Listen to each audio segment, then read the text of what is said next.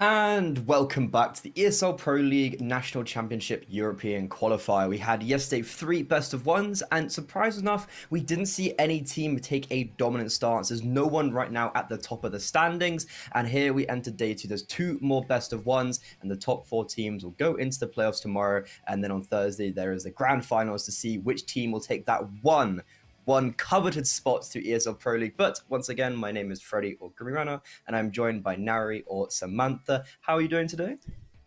I am seriously looking forward to today's games. We had some surprises yesterday. Might go so far as to say a couple of upsets. So looking I'd say forward to so, seeing yeah. what the teams have in store for us today. Yeah, I think calling to mind literally the very last game we saw yesterday, Yeah. where Pera, I don't want to say dumpstered Guild. I feel like the scoreline 13-9 makes it a little bit closer than it actually was. I feel like Pera always had dominance in that game, and that was a massive upset for me. And I'm really excited to say that we've got both of their games today, so it's going to be really interesting to see what they're going to show. But let's go take a look at the standings to give us more of an idea of what happened yesterday, and let's just ignore that team in the bottom right. Yeah, we're talking about upsets, and I know at least one person who was upset yesterday. Viperia having a bit of a rough start to the tournament here. But like you said, right, none of our teams really stamping a firm lead. We thought Guild Eagles were going to be the one to do it at the end of the day yesterday and come out with that 3-0, but that upset came through from Pera. Very impressive performance from them. So 4 teams sitting at 2-1 at the moment. Very, very neck and neck. This is still literally anybody's game. The next 2 games, can you imagine that it's so close like this, and in just 2 games, we're going to determine our top 4? It's madness.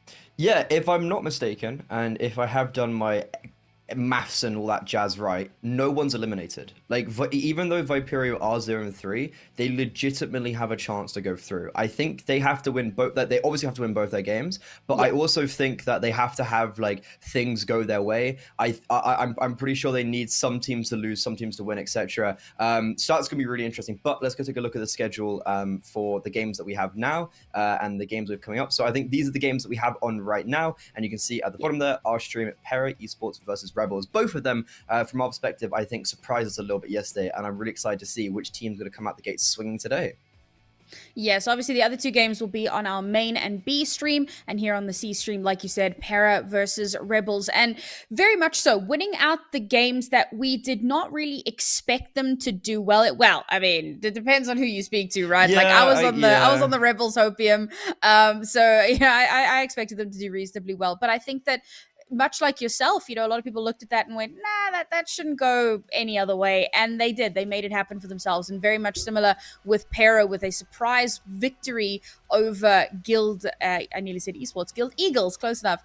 So today, I'm really looking forward to seeing how these 2 potential, I don't want to say titans, but certainly underdogs that have, or dark horses, that's the phrase, right? The 2 dark horses that have really made some waves so far on day 1. Now they clash against each other, both of them sitting on a 2-1 record. So of course that means that one of them is going to go up to a 3-1, and one will drop down. And if Rebels lose both of their games today, Viperio is in. So I know who you are hoping is going to walk away with this match.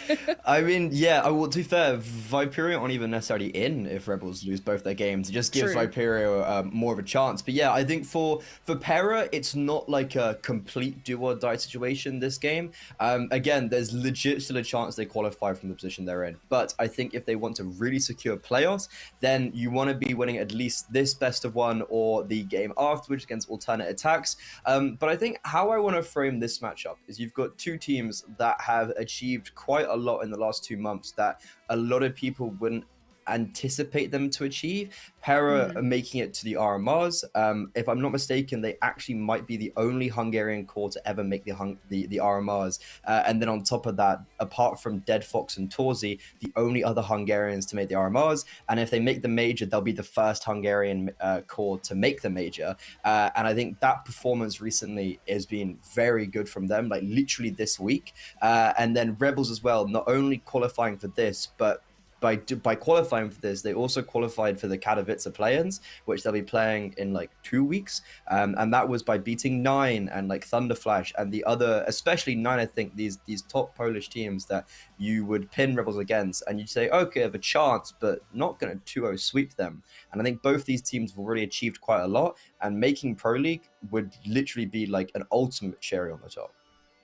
Yeah, absolutely. And of course, heading into today's matchup, we obviously have to look at the performances that we saw yesterday and really kind of deep dive into what we might be expecting today from these two teams. It's a brand new day. They've depending on if they were playing Pal World until 4 o'clock in the morning or not, they're probably feeling rested and ready to go. So let's talk about some potential. But well, before we do that, we can actually talk about the Veto, right? So we do have that available, and No lucky ancient. for us, it is not Ancient again. We had 3 games of Ancient yesterday, and I, for one, I love Anubis. I think it's my favorite map aesthetically. It's my favorite map to watch pros play on. I feel like there is just so much to it. So I'm really looking forward to this one. I will say, however, that there does seem to be a little bit of a favoring here, at least for Pera, because it feels like they've got a lot of experience on this map and they have looked good on it recently. Yeah, I think this Veto, if you look at the tail end of this Veto, this heavily favored Pera. Like having Mirage and Anubis as the last 2 maps in the Veto, I actually don't know what would have been more perfect for Pera. I think a very early ban from Rebels definitely kind of took me by surprise a little bit. But I guess, honestly, what I might be looking out for if I'm Rebels is just the fact that Pera lost on Anubis yesterday against Sampi, and they lost like somewhat decisively, and it's like, okay, you've lost Anubis yesterday, let's hope that's the same. But Pera went on a 7-map win streak kind of on the latter stages of last year and in the beginning of this year, and it was one of their maps they utilized to make the RMR. I think this Veto very does do well for Pera, and honestly, I'm really excited to see what we can see out from Pera today. I think Aaron had a fantastic day yesterday. He consistently surprises me by being a very good fragging IGL, and then with support of his kind of like rifle pack to Camin and Poya, I think those 3 are really dangerous. And then DGL on the Orb, statistically, he was actually very bad yesterday. But something that we were mentioning was how versatile and how he was just everywhere on the map, and he did really well in the final game against Guild. And even then, like, he wasn't at the top of the scoreboard, but the amount of impact he had with opening frags and just being a nuisance and also securing down a lot of map control. If your AWPer is able to be that versatile on Anubis, which is very difficult, especially on the CT side, I feel like this could be the difference maker. Yeah, I think that there's a very similar line of thought with Rebels as well. I look at a player like Flay, and he was somebody that wasn't necessarily, topping the charts or being that really flashy player, but the impact that the kills that he got garnered for the team could not go understated. There were so many moments where it felt like he was getting these really important snowball kind of kills. So you get a kill on a player on site and suddenly, the whole execute is falling apart, that kind of thing. Really, really high impact player. Another player that 2 players that I'm really looking out for is Olymp, because partially because he is very good. He had a really good day yesterday, but also because he can be a little impatient. The thing that instantly jumps into my head, and I'm sure you'll remember this, but was they were on the CT side. They were pushing out into mid. Olip jumping up and down towards bottom mid, trying to get on top of the box there, and just gets absolutely annihilated in an anti-eco. Like, it was hilarious. And it was one of those instances where impatience really did kind of shoot them in the foot. So I like that aggressive kind of style, but I'm hoping that there's going to be a little bit more control over it today. And the other player that I want to look out for is Kisarak, who I think also had a really, really good day overall. And he did seem to have a little bit more of that control. So I think that this is going to be a pretty decent matchup all in all. Yeah, I mean, just kind of like building upon that point of quite aggro. That's just Polish CS in a nutshell. In a nutshell, like, I look at kind of the Polish teams that rose up last year, and a big part of their style was just this like constant aggro. Like, you're always moving around the map, you're always getting in the face of your opponents, and I feel like Rebels does embody that a little bit, to be honest. And I don't hate it, but it's sometimes easy to counter if you can expect it. And I think that's when we go into a matchup like this for Pera, and it's like, are they going to be able to deal with this rifle pack? Because I think the rifle pack of SNX, Kisarex, and Olymp is really dangerous. But on the kind of duality of that, Casey, he had a shocker of a day. I think in every single game he really like didn't perform at all, really. And you really cannot in these best of ones have one player lagging that far down. And like it's fine if they're not that far below, but I think he dropped like 3 kills one game. And like that in a best of one is like literally, yeah, like yesterday he went 3-19, 9-12, 5-14. Like you in a best of one, you cannot be performing like that. No matter what your role in the team is, if you are not having that impact, you are instantly going to be tanking your team tenfold, and that's accentuated so much more by like MR12 and also just best of one. Yeah, I mean, that was even something that we had alluded to at the start of their matchup against Alternate Attacks, and the fact that, you know, he'd just come off of a pretty rough performance, and we were waiting to see if he was going to activate, because like they were already doing well.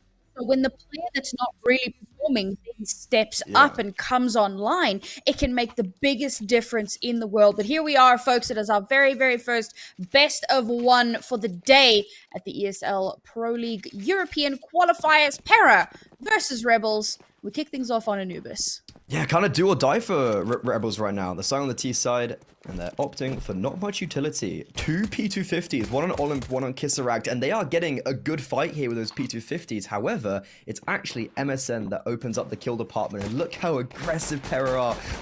We've barely started this game, and they're already pushing 3 players towards A, 2 players towards B, and they are just strangling Rebels. Rebels have no idea what to do. They've been thrown into absolute pandemonium, and one by one, they should be brought down. But that kill from SNX on a very aggressive Poya could change the tides, I want to say. But I think there's just so many angles he's being fought from. He finally does die, and now Kisrex in a 1v2.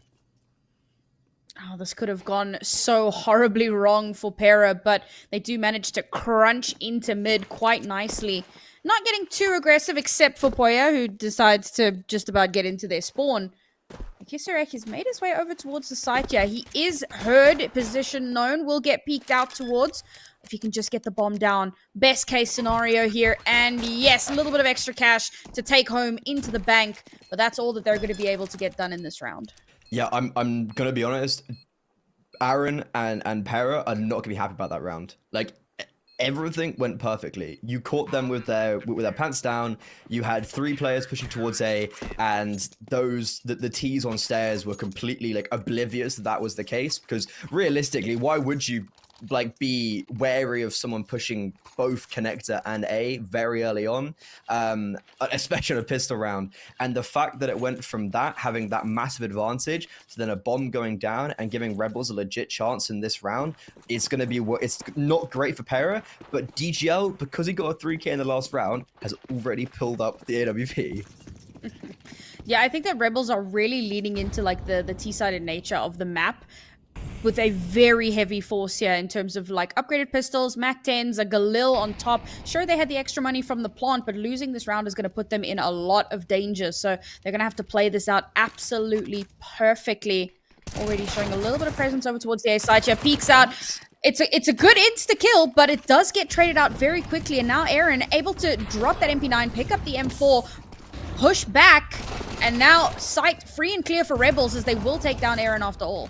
Yeah, no, I will take that 1-for-1 by Olymp any day of the week. You get all the information. You make it so there's one player on that bomb site. You completely cut off all his rotations with utility, and now we enter a 3 versus 3. I actually thought they were going to say this for a second, especially because DJ's on the AWP and they have no kit, but it does seem like they're going for it. Poya, coming from A main, if he's actually going to go for this, he has to get this kill on Kiss Direct, and both him and Camion in tandem fall down, and that's going to force DGL to save. Is he actually going to be able to save? No, he won't. That's the AWP dropped, and potentially an AWP picked up for the T side going into the 3rd round. This is huge for Rebels. That's nuts. I looked at their buy going into this going, oh, that's a bit dangerous, guys. But they come out of that with quite a few weapons saved, and they absolutely decimate Pera's potential bonus. Now Pera backed out onto pistols. Like, they have nothing into this because they decided to force into that AWP. It was a risky decision from them, and even riskier to attempt to get exits rather than just heading for the hills and holding on to the weapon. A massive misplay from them, and Rebels are going to take full advantage of it. I think personally in this ML12 kind of economy and and like this, how easy it is to let rounds slip away. If you get the bomb down the T side, especially on Anubis, it's so easy just to full execute on a bomb site with a lower buy, and it's worked out perfectly in the last. But now they got to make sure it doesn't slip away. It doesn't happen to them. It's a double eco for Pera. They force back in, and this time they don't have the SMGs, the rifles. They've only just got Deagles, CZs, 5.7s, barely any utility. And now, after 15 seconds, they walk away with a double man advantage. And to be fair, they did this yesterday as well, right? When they're on the Deagles, it's just absolute chaos raining down, taking a bit of an aggressive stance, and then getting those nice early picks. And a nice off angle as well over towards the A side. That definitely played a huge part into it. Now Rebels will slow down. They have to. They can't afford really to lose this round. They do have a little bit of cash remaining, but it's not the ideal situation for them. They know that they have the weaponry advantage, but considering that Pera have the info advantage and that they've already managed to get 2 kills for themselves, this is a very, very dangerous situation to be in. Yeah, and also they're not being quiet about it. They're not utilizing that AWP to try pick up to offset the disadvantage. They're just going straight in for it. All guns blazing, and their utility is actually working out very nicely. They put it back into a 3 versus 3, and this utility placement right now by Rebels is sublime. They are just sectioning off all the rotations, allowing for this bomb to go down and allowing for the post plants. But the issue is now, as this utility is faded, here comes the CT side. AWP has been spotted. Kisserek very low. That 5.7's very dangerous, and it will succeed. Now, the aforementioned AWP in a 1 versus 2! Ooh! What is that from Flay? Nails the first with the AWP, and the hand cannon comes out for Camion. Rebels are saved by the AWPer. Good lord, the quick switch onto the Deagle to be able to get that final kill, knowing that Camion is flanking behind because his teammate has just been killed. Beautiful play from him there, and great information, right? Great communication between the players to let him know exactly where he needs to be aiming at what moment in time. And of course, the crisp aim. That round was absolutely falling away, running away like a freight train. And Flay, we said it, right? Impact player, not necessarily top fragger, although today, seems he might want to prove me wrong. And as you said, Pera double eco. Looks like they're going to go for the aggressive stack out of B. It has been predicted. Yeah, a little bit of chip damage there, but they will get forced back a bit. I'm not gonna lie, I'm still kind of reeling from that from Flay. Like, that was insane. Like, that Deagle shot, like, the importance of that round, I don't think can be understated. Like, that would have thrown Rebels back into this very vicious cycle of a back and forth force buy. They still have the bomb down regardless, so they would have had that extra econ. But the fact they were able to win that round changes absolutely everything. I'm actually, like, so impressed at what I've just seen, and you must be there feeling great about yourself, because you were like, yeah, Flay's my boy, he had a really good game yesterday, and then bam, like he opens up the whole round and, well, like, onto that bomb site and then closes it off just like honestly perfectly. And that's the issue when you're DGL and you buy an AWP second round and the team's going to go for a pop play, and you put yourself in too aggressive a position in a very unwinnable 3 versus 3 retake when you have no kit. You lose that AWP, you give it over to someone who can utilize it very well, and example A. But right now, we need to forget about that. We need to clear our mind, especially if you're Pera, and you enter this new gun round. They've got no AWP. They haven't got a single kit. They've got a lot of utility. And 3 of their players, of course, don't have helmets, so coming up against these AKs, it's going to be very, very stressful. Every shot is going to count. A little bit of util dump early on, try and get some chip damage, and they do manage to do quite a bit onto Olymp, so let's take a moment to try to recover in from that. For now, it is another push towards the A side. They've had a lot of success here, and why mess with a winning formula? MSN going to make a little bit of noise. There is suspicion. And Pera are already looking to take a little bit of map control here, but the smokes across the board have caused them to pause. That's a great opener from MSN, and Aram saves him. However, the issue is now, look at MSN's low HP, but DGL coming in to save, sadly not enough. These set executes are really working out very nicely for Rebels, and just look how quickly they are pressing the pulse. But Flay, once again, in this clutch, 1 versus Poya, and Poya is going to give him a lot of space. The bomb being denied is really important here for Poya. It gives him so much time to play with, and it kind of puts the cards in Flay's hand. What Flay is going to do well is just get that bomb down straight away. He knows Poya's not going to aggress, and now the time pressure starts to be applied. As we said at the beginning, no kit. So time is of the essence, and Poya has been identified. Noise being made. Flay missing the AWP shot, has that deagle if necessary, and he's just playing with his food right now. Kind of lost track of Poya. Flashbang. Gonna annoy him for a second. Okay, yeah, Flay, such an awkward position. There's literally nothing he could do there. He had to pick an angle, and he's exposed to so many different places. There's just nothing he could do there. Oh, it's really unfortunate as well, because he tries so hard to play the time down, but not able to stall for long enough. It would have been magical if he could have had those 2 clutches in a row. And I really thought, we saw those beautiful smokes over towards B that really caused a lot of pause for Pera. But I think as soon as, the execute starts happening, Pera know Rebels aren't going to fake this out. They're not going to suddenly pull back, especially once they're already in onto the site. So they pull the rotations across very, very quickly. And suddenly a site that had been working beautifully for Rebels, well, it turns out when Pera have guns in their hands, they've got a little bit more of a bite back. So now, great round from Pera. How do they springboard off of that? They've got to maintain this momentum here. They lost a lot of players in that round, unfortunately, which means that the reinvest is going to be absolutely devastating for them. Looking to see what they do opt to do here. I know they were hovering on an extra M4, but I think the buy down into the FAMAS is the right call. Going to be struggling a bit there on the util. It's going to be a rough round for them, but it's an important one nonetheless. And for Rebels, they're fine with having lost that round in the grand scheme of things. They're still up ahead. They've still got more money than they know what to do with for now, but losing this round could put them in a tough spot.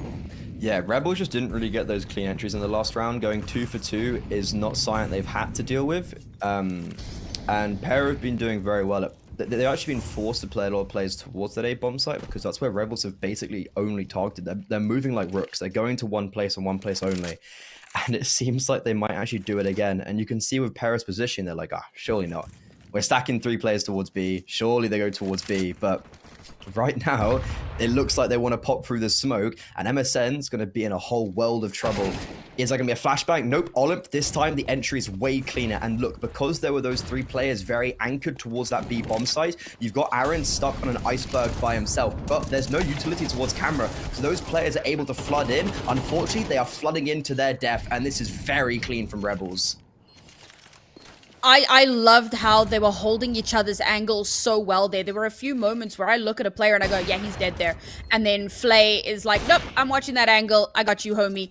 And he saves his teammates. And that is so important. They didn't get the chance to do that in the previous round. They didn't even have a moment to attempt to set up something like that, because Pera was so dialed in and they had so better enforced the site. This time around, however, Rebels have a little bit more time. They're able to get themselves into position, and they get through this round with 5 players still left alive. Pera, for their money, I mean, this is not looking good. Yes, they had a really good round previously, but for the most part, it really does look like they're a little bit lost in the sauce. I mean, Rebels just going A.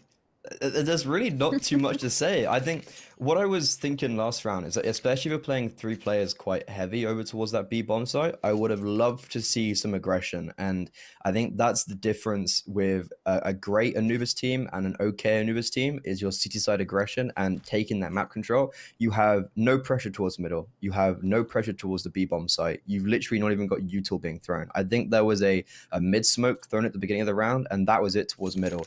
Why are Pera not taking that space? If they were able to use DGL to throw flashbangs towards B and use the, I think it was SMG and like rifle to push towards B main and just take that space, they would have allowed for 1 or 2 rotators to move away and place themselves a little bit more aggressively aggressively on the A bomb site. And also, on the A-bomb site, you had 2 players not playing in tandem. You had MSN aggressively with the MP9. He dies to Olymp. There's no trade potential. There's nothing. And then you have Aaron just completely by himself. And look at this. There is going to be aggression. Oh, They're going no. to utilize the AWP by DGL. I do like this, but I feel like it's a round where we should have seen something that's happened a few rounds ago already. Oh, the conditioning from Rebels has been absolutely immaculate. Now they're going to show a little bit of presence towards either side. But Pera is so quick to rotate. It is the right call. Bomb is leaning towards B. What? But had the bomb been on A, this would have been an What a absolute shot. disaster. And there's still time to rotate away as Flay gets that opening kill. A site completely free and clear. This gives an option for either a lurk or a late rotate to plant A. They have the space. They're showing a lot of presence in towards mid, and it looks like they're just going to push this. It could be an A split. The world's their oyster right now. They're playing this map control perfectly. Aaron, there was no chance of survival there. The fact that MSN's even got a single kill and another dink hit is absolutely outrageous. He's actually bided a lot of time for the rotation of the AWP. MSN's doing so much work, and in the meantime, Camion secures a frag towards the B bomb side. DGL, though, being wrapped now from two different angles. Is he going to anticipate Olymp? Olymp has put himself very aggressively in CT, and that's the issue. Too many angles to clear, and that was the kill right there. If DGL had got that, it would have been a 2 versus 1. It would have been winnable, but that is not the case. And now Camion's going to be rotating in a 1 versus 2. He does have the kit. He only has a FAMAS. He can isolate his 1v1s, and that's exactly what he's going to do. Gets that first frag without losing really any HP. For a moment, I thought that Rebels had overcooked this, and maybe there's still a possibility of that. Orb taken off the board. Taps the bomb. No ways. Pros don't fake. Pros don't fake. Oh, you've got to be kidding me, Olymp. He doesn't even peek it. Oh, that's heartbreak. I really feel like Rebels overcooked that round. So they get that first opening kill. They have the option to just fast rotate A or possibly set up a lurk. Instead, they go for an A, like a mid to A split. And the two players that are chilling behind the doors are stalling them out so long, creating so much space for the rest of Pera to get a slightly better position, and some of them even winning out those duels, bringing it down to a 1 versus 1, and Olymp doesn't peak. It's just a heartbreaking round for Rebels. Like, you spot the AWP early towards the A bomb site, why aren't you just going straight towards B? And that's exactly what they're going to do now. The issue is they're running into rifles, and Poya, that's a great opener. The utility placement, once again, though, from Rebels is really good, and it's displacing these defenders. No bullets, Poya is forced to retreat and reload, and the bomb site has been claimed, but in that man disadvantage. And now, Rebels in a very uncomfortable position because they have no utility. Pera just have to set up and play together. The issue is, Flay is picking off people at deep, so that man disadvantage has been turned into an advantage. Pera pumping the gas, pumping the accelerator, trying to speed forward, and a lovely combination of grenade and MSN puts it back into the 3 versus 3, but they need to get a move on bomb. Half tick, they know where everyone is, but with a combined swing from everyone from Rebels, Aaron, the IGL, in a 1 versus 1, they know where Casey is. He's been surviving for so long towards Cave. Has he done enough? But I don't think he has. On such low HP, he'd survived for so long, but everyone around him dying means Aaron gets to the fuse, and these rounds could not be any closer.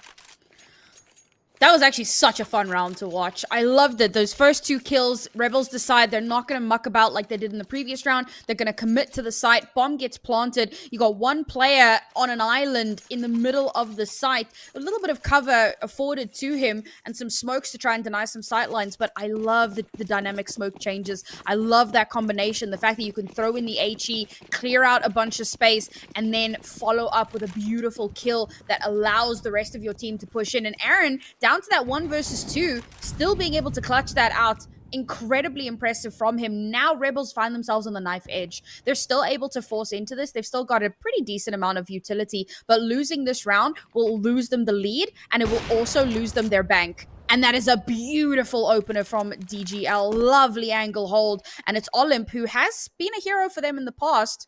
A little bit of a slower day today, but that's him off the board.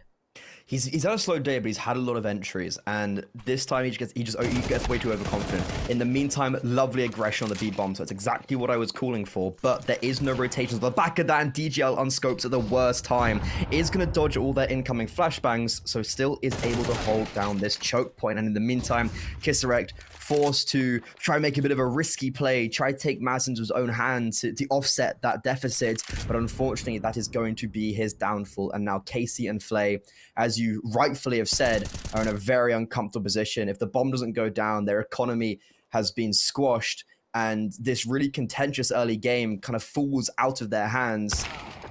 And that's exactly what's going to be the case. DGL, what a round. Getting the opener and closing it off.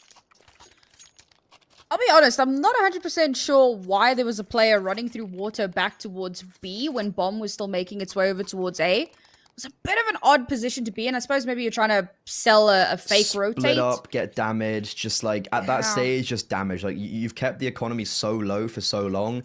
I think you see a lot of players just sometimes split up and just try find duels to at least isolate damage. Unfortunately, Pera have been having a lot of fun with their lurks. Not always success, but fun nonetheless. And they do manage to catch him out there. And yeah, that's it. Rebels back down onto this pistol. Ooh, DGL, you have to hit those, man. I love the repeat though. So confident, and that will be his downfall. Bonky bonky by Queso. But unlucky losing the AWP in such a fashion, but that's all right. It's very much recoverable, and only 2 players left alive for Rebels, so I don't think they're going to be too upset with that one. There you go. AWP picked up. And realistically, there's not much more that Rebels can get done in this round, right? The fact that they're even able to get 1 is great, all things considered. Have to look towards the next round where they're able to buy in again. I've loved how Pera have kind of adapted to Rebels, right? Rebels have been very, very aggressive and just kind of fast hitting round after round. Pera have slowed down a little bit, played a little bit more patiently, slowed down their own aggression to an extent. It's worked really well. It has felt like Rebels have been very much calling from spawn. I feel like it's been a lot of set executes. It's all been, as you said, just pace. Kind of what I was highlighting in the pregame of Polish CS.png of just like pace, pace, pace, pace. And exactly that's what's happening. I think their lack of defaults have definitely now been their issue. If they haven't really conditioned anywhere on the map. And I think it took Pera a few rounds at the beginning where they hadn't adapted, and that's why we saw it go back and forth, or more Rebels take that early onset lead. But I think their aggression on middle, taking more of a stance there, and their aggression towards B has definitely changed it. But now, in the penultimate round of the half, we've got Rebels back out with the AWP on Flay. I'd love to see him go... Oh. Or, you know, Observer, you've really outed MSN there. I don't know. He tried to molly stairs, and he mollied the floor. It's okay, don't worry, buddy. Nobody saw. Freddy's lying. We didn't see it. This is a different look from Rebels. Playing so passive. Waiting for... Oh my goodness. Oh What's no! he doing? What? Your teammates watching. Why have you turned away? I mean, like, yeah, there was a moment where Casey wasn't quite there, but like, what? What's Olim doing? Why has he just looked away? And now they're forced to go towards this B-bomb site, and all the rotations have come flooding in. The fact it's a 3 versus 2 is astounding. Like, the fact that Rebels have this bomb site is insane to me. And the fact this round might still be winnable is so bizarre. And this flashbang's great. MSN's completely blinded, but no. Okay, I was gonna say, imagine if SNX had got that kill and it was a 2 versus 2, but okay, normality, Rebels, that was a round that looked so good and so instantly came crashing down by the lovely set play aggression towards the A-bomb site. I feel like so much of that came down to like conditioning for Pera. Or conditioning against Pera, right, from Rebels, because Rebels, all they've done is like hard hit a site. There was one round where they went on a rotation thing and Pera shut them down. So they spot all of this early information, and so Pera are like, oh, it's A, and so that left B wide open, but they knew that they could play retake B, and they do it beautifully because Rebels had nothing left in the chamber once it got around to that. Now, however, Flay will kick things off. A nice little early opening pick here. Some great flashes and util in on towards the site. And they've got the site basically free and clear. I don't know what's happening with the likes of MSN today, but like fumbling utility in such a drastic manner, he's just letting them walk onto that bomb site. And Rebels, I think every single round they've won has just been from hitting, rinse and repeat this A bomb site, throwing the exact same utility, and has worked out the exact same time. The fact that they only have 5 rounds of discovering such a weakness is so bizarre to me. And Pera, they're definitely ever going to go back and watch these demos and realize what's going wrong. But with that, Pera, they do snatch away the 2-round advantage, and we'll see if they can carry this forward after the break.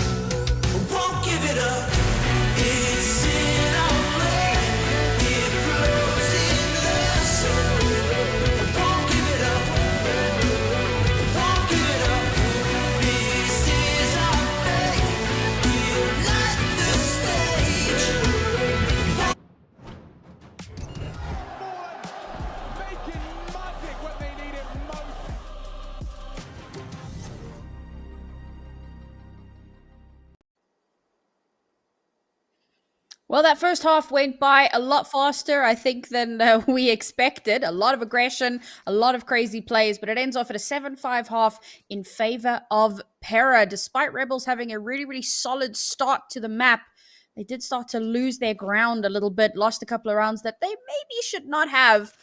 They have a chance here to try to redeem themselves and hopefully bring it back into their control. I think that first half was just crazy. Just like Yes. I actually don't even know where to place it. Like MSN's A-holds were horrific.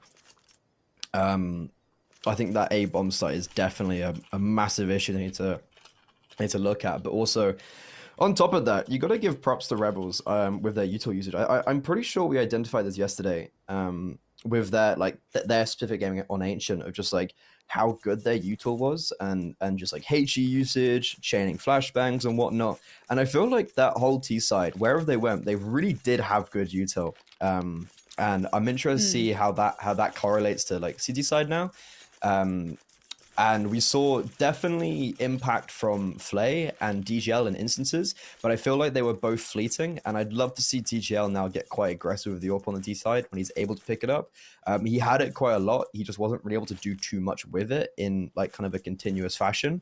But yeah, that was a crazy half. I'm quite looking forward to just like a default now from a T side, and also for Rebels. If they were so aggressive on the T side, are they going to kind of replicate that and match that aggression on the CT side now? Well, I mean, the one patient round they had just ended in absolute disaster. So what I've learned from that is full send it. That was such an like that whole patient round was like they had a setup and it just crumbled so fast from their own negligence. Yeah. And a little bit of aggression from Pera there. Because let's face it, Pera didn't need to push that. But they realize there's no aggression. They want to go for some information. Because why is there no aggression? And they win that. So here we are. We finally jump into this 13th round. And it's looking like it is going to be a B hit. Already rotations from Rebels coming through. Very seldom you're going to see a fake on a pistol round. They've already made it in onto the side jet. Kisarek has just sat them all down. A 3k for him. We will get a little bit of trade back. Vaporia is now on a 1 versus 3. An absolute miracle needs to happen. And Olymp will deny the miracle. What? That smoke on Cave, that smoke on Cave was Pera's. They smoked themselves off. Oh, no. I don't know if that was supposed to be some sort of insane plan to pop them through the smoke or with a flashbang or a miss smoke, but regardless, whatever that was awful. That was so just like, what? I mean, like, yeah, to be fair, you run into 3 players and it's unfortunate, but you've just gifted Kisarek 3 kills. Like, nice, he holds his nerves and he's able to get those 3 kills, but you couldn't have offered them up any easier from him. Yeah, that was big misplay from Pera. I don't know, like, I really don't know if that was on purpose and if it was just unfortunate that Kisarek was playing close pillar or if that was a miss smoke. But if that was a miss smoke, you could not be missing a smoke at a standard of this Counter-Strike. And because they don't have the bomb down, they're forced to go for the save and they're going to allow Rebels this 7-7 joint scoreline. Is it toxic to wonder if it was an MSN smoke? He's had a bit of a rough util day, but see now a little bit of a mid aggression in towards Pera. SNX has figured that, spotted it out, so he'll call it out, but they're going to head over towards that B site. Look how far Aaron has gotten into their backline. Like, it's absolutely absurd. Now he's going to try to play flank watch, but he's going to get shut down as the rotations start to come through. Gun advantage going absolutely mad. It didn't matter that he took all that space. If you can't connect the shots, it's going to be a 7th for Rebels.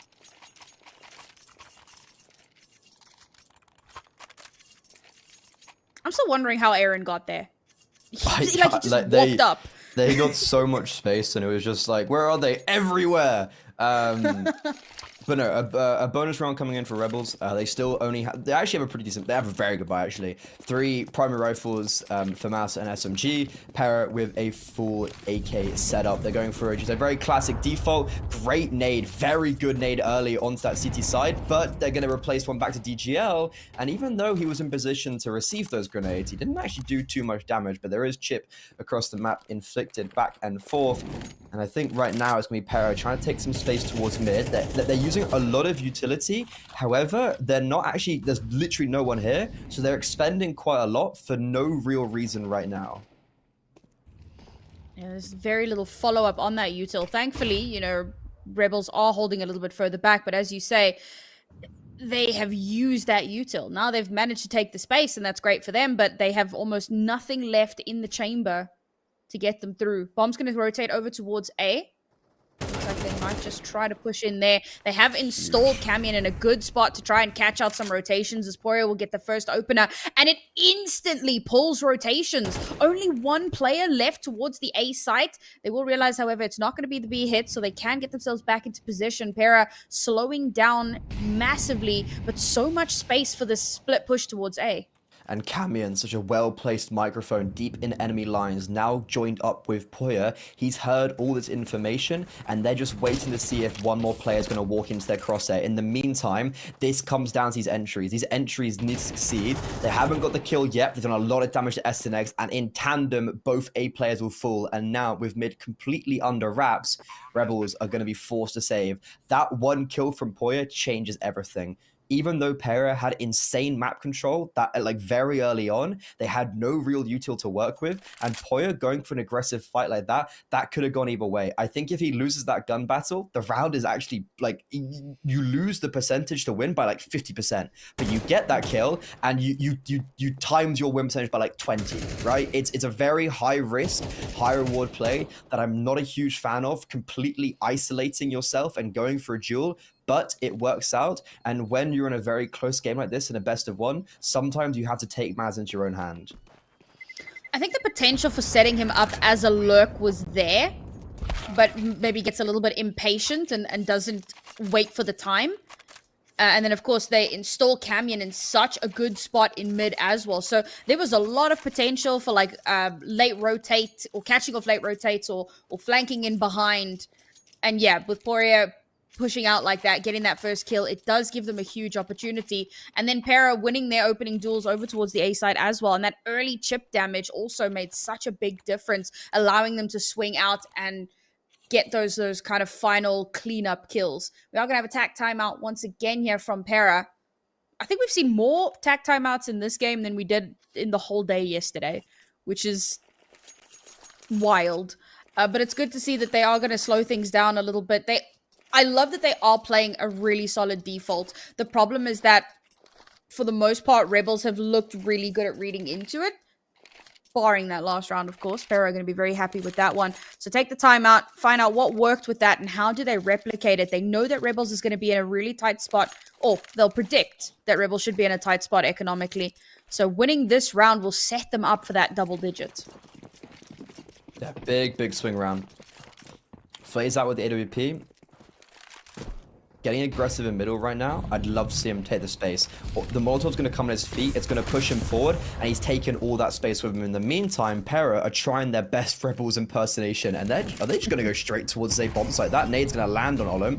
Not as much damage I would have anticipated, but because of this double setup towards middle early on for Rebels, they're going to be here ready with a very early first response. But that's the bomb going in first, that's the bomb dropped. They're forced to commit now, but with great utility towards camera and heaven, it's actually going to force Rebels away. So the Pera are going to be given the grace of this bomb site, and now Camion in this lurk. They know about him. He has to get this kill, and now he does on SNX. Everyone's funneled towards heaven.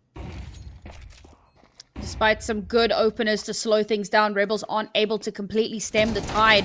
So with bomb down, oh, doesn't spot the head. That's going to be DGL getting 2 for himself. Flay, he has been a clutch meister in the past, able to get the first, but spotted out from Camion towards a solid round. The way that started, I was a little nervous. It felt like, the util wasn't landing in the way that they would want it to. They were a little bit slow to follow up on the util, which sounds wild given how quickly they executed, but it really felt like there was milliseconds of delay in when the flashes landed and when they pushed out. So immediately losing 2 players there, I thought, wow, this is just going to fall apart. Great recovery from them. Yeah, it really felt like there for a second that the util was way too late, and it was just very uncoordinated.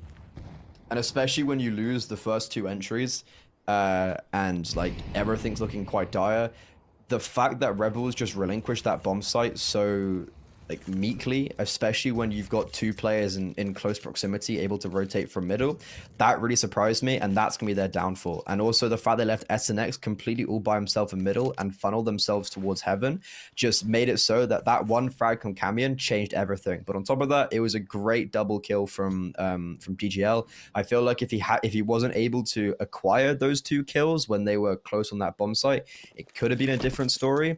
But overall, Pera now in a very aggressive and oppressive position, 10-7.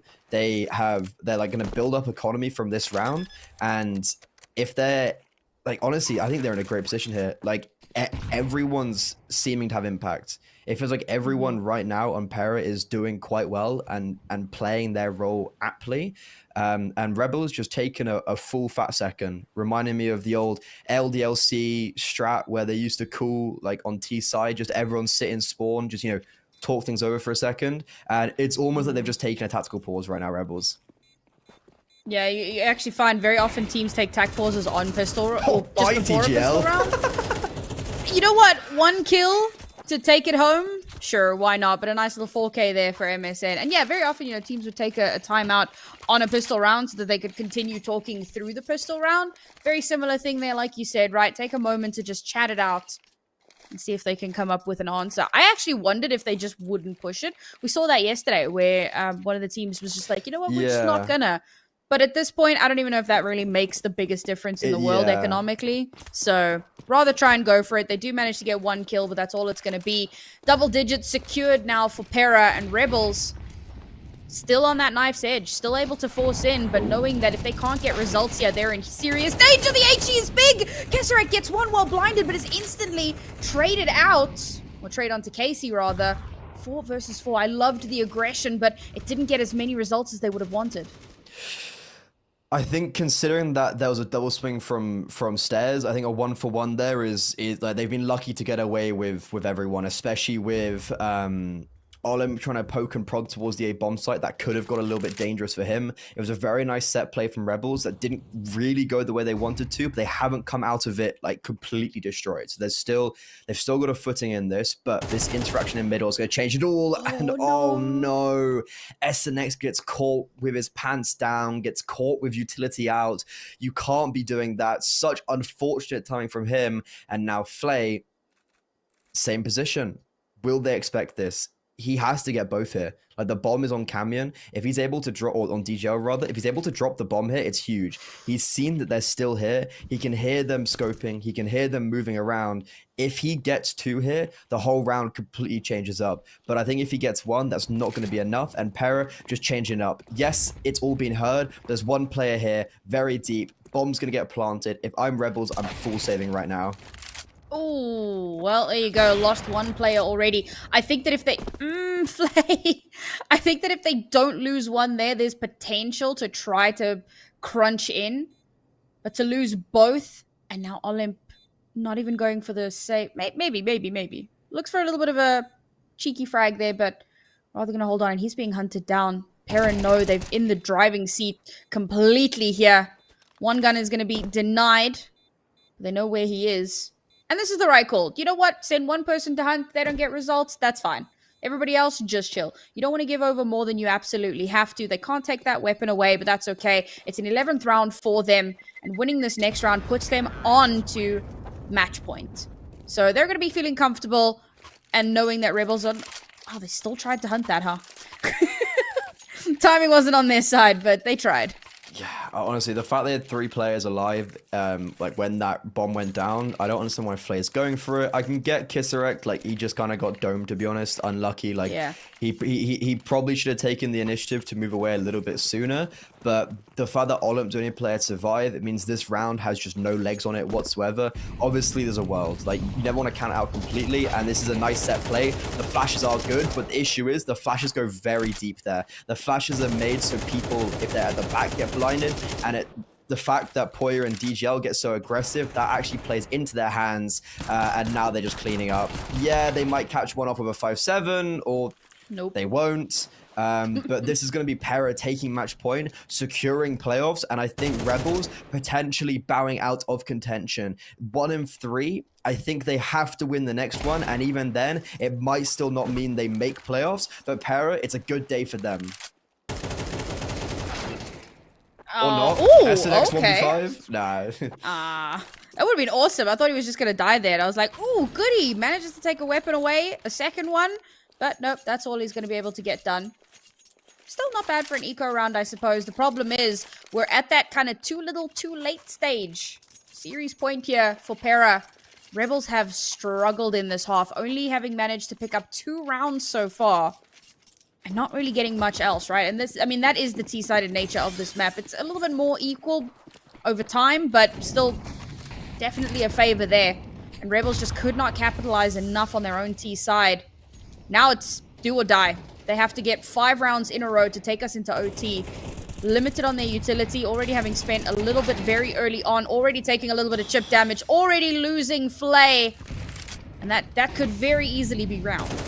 This is the second time we've seen Aaron close out the game potentially for his squad. He did it against Viperio, and he's looking to do it up against Rebel. The double entry towards the B bomb site. Finally, KC revenges his teammates and does vanquish the IGL, but and the damage has been inflicted. The A bomb site's completely vacant. Yes, there are 2 players rotated towards the B bomb site, and that does seem to be where the bomb is poised to go for now. But with a minute on the clock, Pera, the world is their oyster. Rebels have a single smoke remaining. They have 1 kit. KC is on 25 HP. They're on a man disadvantage. They have to make a play towards the B-bomb site. They're in the disadvantage. They have to do something maybe risky, do something together. And because they're not doing anything, and because they're not taking any of that information, it gives Pera just even more space than they already had. Olymp is backed off towards site. SNX and Casey are going to try to wrap into mid here. They're going to come face to face with all 3 players. Good for 1. Not traded out just yet, but there you go. The reswing. Porio will be ready for it. Now angles held. This is going to be so difficult to get value. Olymp! Olymp with a double down to a 1 versus 1. He's so low on HP. Goes for the reload. You should be able to know that Camion has headed straight for the hills. Going to try to head him off. Negligible difference here in terms of their capabilities. He's off it. All you need is 1 bullet. He's faked the plant. Oh, no. No! You're kidding me! Oh, that was so winnable. I mean, I get that you're paranoid. You're hoping, partially paranoia, partially hoping that the player is going to be impatient enough to swing you and you could just win off time. But, oh, what a misplay. And it's so smart from Rebels there. I mean, like... It's great from Rebel. I do like how they join up together, and they do get... It was a really good read from them. A really good read to move away from that B bomb site and go towards middle. I want them to do something together, and I was thinking maybe push towards B, but that may have worked, but I think what they did was the best thing. And yes, there was a good read from them, but on the kind of like other hand, what a horrific trade spacing and just general trades from Pera. I think DGL missed like 3 AWP shots of people swinging into him. That cannot be happening. You have 4 versus 3 in middle. They're swinging into you. You literally first bullet one of them, and there's 1 player on 25 HP you just can't dispatch with somehow. That's really poor, and Olymp just outplays at the end then. Rebels, I have no idea how they've won that 3 versus 5. But that is legitimately a round that could shake the feathers of Pera and could allow for a comeback. So we saw them drop the ball a little bit yesterday against Viperio. Unfortunately, into this round, still at a little bit of a disadvantage, right? It's a force, but it's very broken. They're going to have to, again, make some magic with it. Despite winning that round, they lose so many players. And the reinvest has crippled their economy. But, I mean, you know what? Every round is last round, so you've got to throw everything and the kitchen sink into it if you want a hope of surviving. A nice little default here from Pera. Looking to get some early information or a possible early frag. There is a heavy lean towards A. Aaron's just been given mid for free. This happens every round. Pera have just been gifted mid. We saw this exactly on the first gun round. Poya's taking contact towards the B bomb site, but this time what it's done, it's actually said to Rebels to maybe maneuver themselves over towards the A bomb site, and you can see how close Casey is for the rotation. He's going to be maneuvering himself over towards Heaven, but they still need to be cautious of Aaron in middle, and especially with these entries succeeding towards the A bomb site, and with their very strong hold towards middle, the rotations have been scrambled, and Pera have so much space to work with, and they're going to utilize that space towards the B bomb site, where Kisserect, with literally an MP9 and nothing else to work with, has to defend against the masses. First, low HP, falls to the grave, dinked onto Camion, but unfortunately that's not going to be enough. Mal advantage is still in favor of Pera, but Casey could do it all. No. Has he done enough? Flay, reload onto Camion, should have been able to cancel him down while he was getting that reload out, but Flay's all by himself. I didn't even realize his rotations had been knocked down. Yes, bomb will be dropped, but 11 HP, 5 bullets. Oh my god, no way. He's picked up the AK. DGL's made noise. 3 seconds. DGL in the nick of time will give Pera it, and Pera will take the 3-1 lead in the group stage. Do you know what? If anyone was going to do it in that last moment, it would have been Flay. And he gets it so unbelievably close. And I actually loved how that was played, right? You make a little bit of noise, you spot out Olymp. Olymp gets caught unawares, but he spotted 3 players, so he's called rotations over. B side completely free and clear, a quick rotation over towards B, and still they lose so many players in the cross, but bomb doesn't get planted. And it gets so close to bring it back. But unfortunately for them, that's going to be a win going over for Pera Esports. 3-1. And clearly Guild have also won their game today. So that's going to put them at a 3-1 as well. Viperio seems to have won their game as well. So I'm sure you'll be very happy about that one. And with Rebels losing this one, Viperio possibly that one step closer to even making it into the top 4.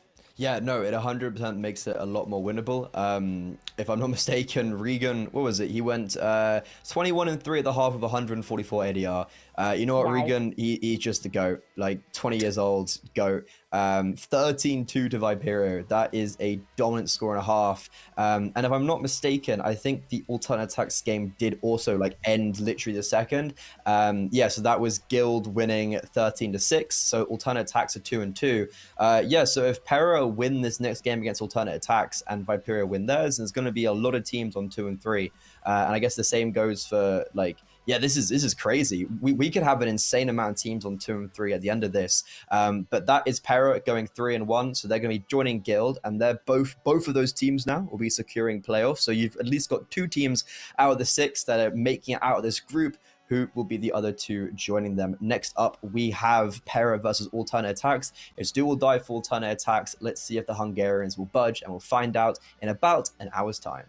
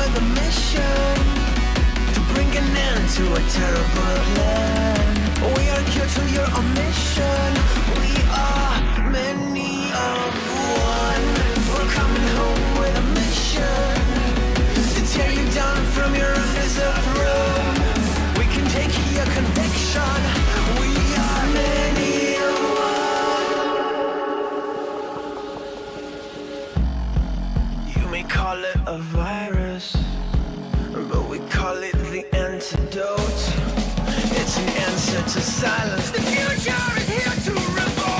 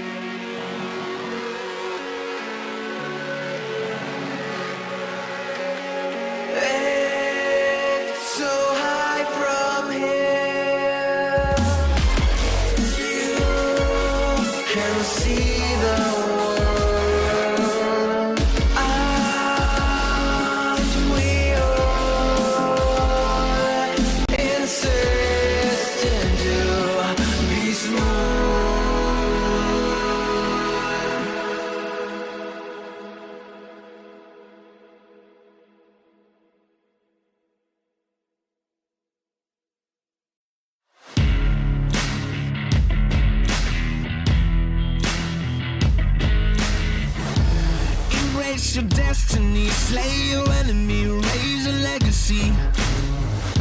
No more apologies, trust your abilities, gather the energies. Pull yourself back together and staying off track forever.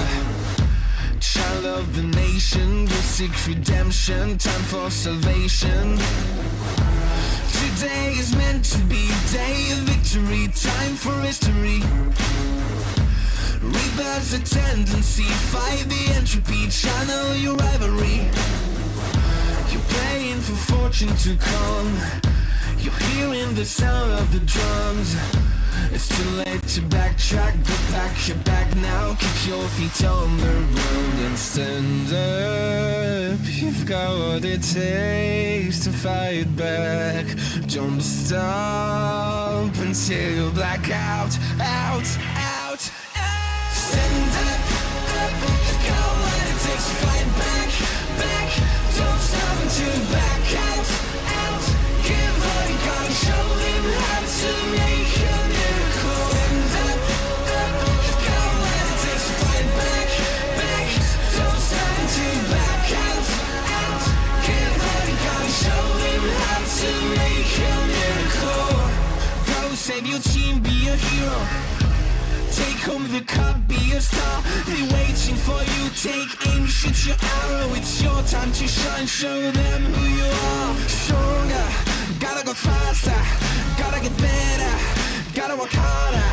It's fight or flight now, get up now. Go with the move, go for the goal, lead up the stadium, you know how it's done. Stand up, you've got what it takes to fight back. Don't stop until you back out. Give what you got, show them how to make a miracle. Stand up, you've got what it takes to fight back. Don't stop until you back out. Give what you got, show them how to make a miracle.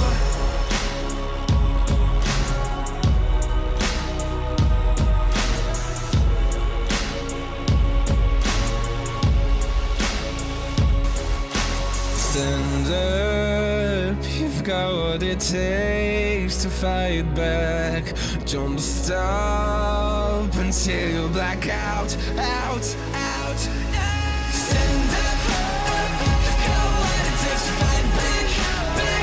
Don't stop until you back out. Give what you got, show them how to make a miracle. Stand up, you've got what it takes to fight back. Don't stop until you back out. Give what you got, show them how to make a miracle.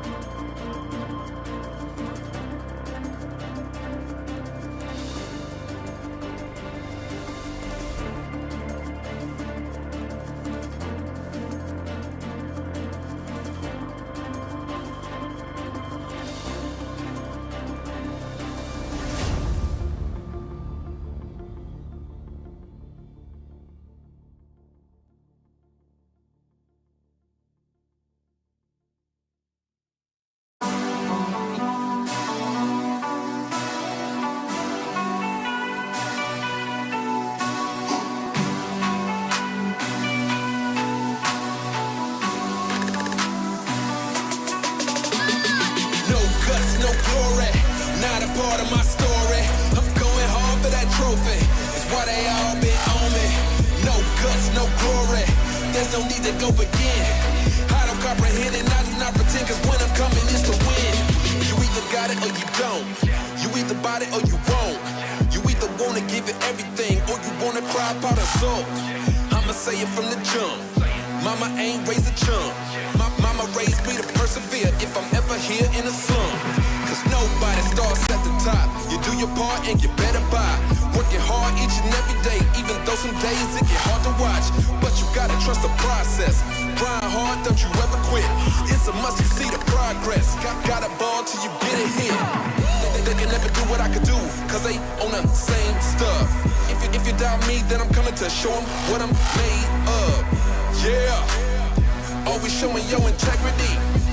Yeah, if you want it, I'ma let them see.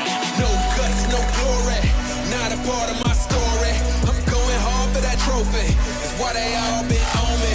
No guts, no glory, there's no need to go begin. I don't comprehend and I do not pretend, cause when I'm coming it's to win. No guts, no glory, not a part of my story. I'm going hard for that trophy, that's why they all been on me. No guts, no glory, there's no need to go begin. I don't comprehend and I do not pretend, cause when I'm coming it's to win. Wake up, put the work in, that's the only way it's gonna work out. Hard work and dedication, no time for procrastination. Takes a lot of time, a lot of patience, a lot of heart mixed with motivation. On the days that you feeling down, look in the mirror for your inspiration. Like, woo, just notice, never stop, never quit. People wanna see you doing good, but never better than them. Gotta push yourself to the limits. You cannot lose if you are not in it. You gotta lose, sometimes it's the winning. Don't get discouraged, it's just the beginning. Yeah, turn up. Don't end up a Timmy Turner. Don't get caught up in the streets. Don't get caught up with a burner, don't be a slow learner. Oh no, you only get one shot, one chance. Talking March Madness at the big dance. Talking big man, no campus. Like no guts, no glory, not a part of my story. I'm going hard for that trophy, that's why they all been on me. No guts, no glory, there's no need to go begin. I don't comprehend and I do not pretend, cause when I'm coming it's to win. No guts, no glory, not a part of my story. I'm going hard for that trophy, that's why they all been on me. No guts, no glory, there's no need to go begin. I don't comprehend and I do not pretend, cause when I'm coming it's to win.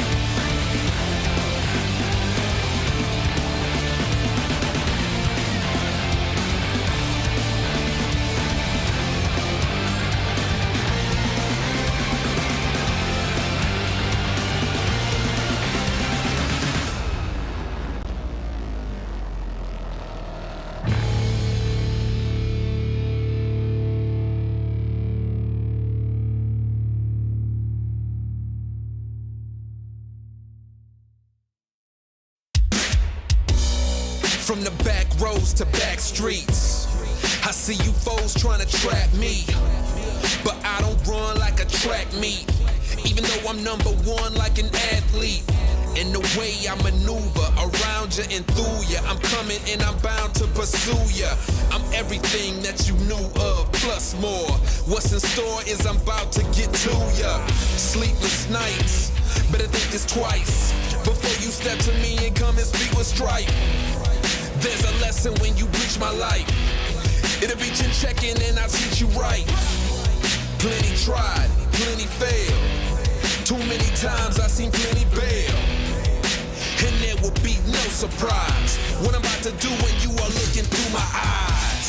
See many go, see many come. See that they won't bring it to me, son. Try me if you want, but won't be any fun. I'll take the challenge, I'll beat anyone. I'm the one, I'll be quite clear. Bow down to no one, I'm right here.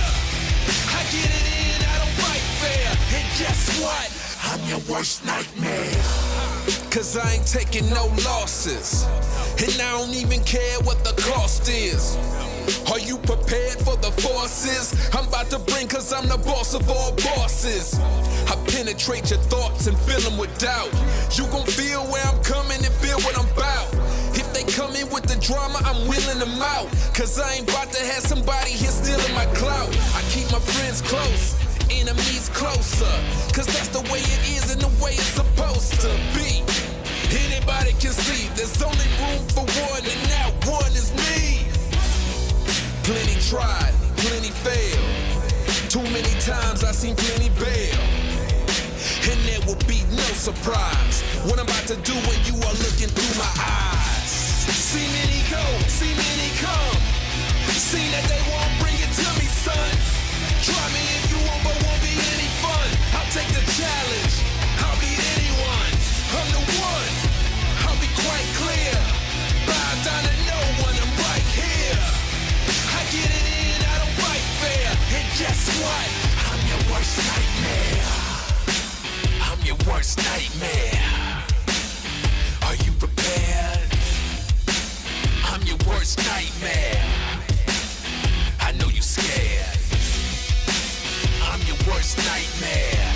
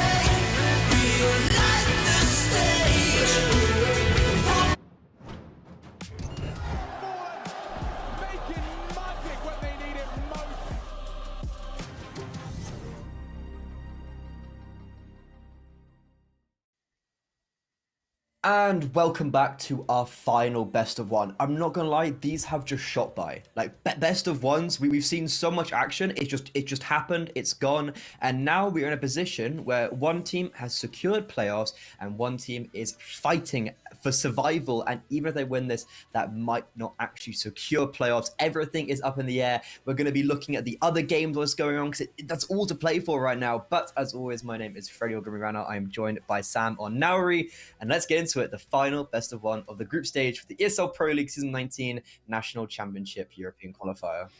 Yeah, it's been pretty close, particularly at the start of the day, but we do have our standings available so that we can see, how things have gone across the group for today and just adding into that. And yes, exactly where we left it off, right?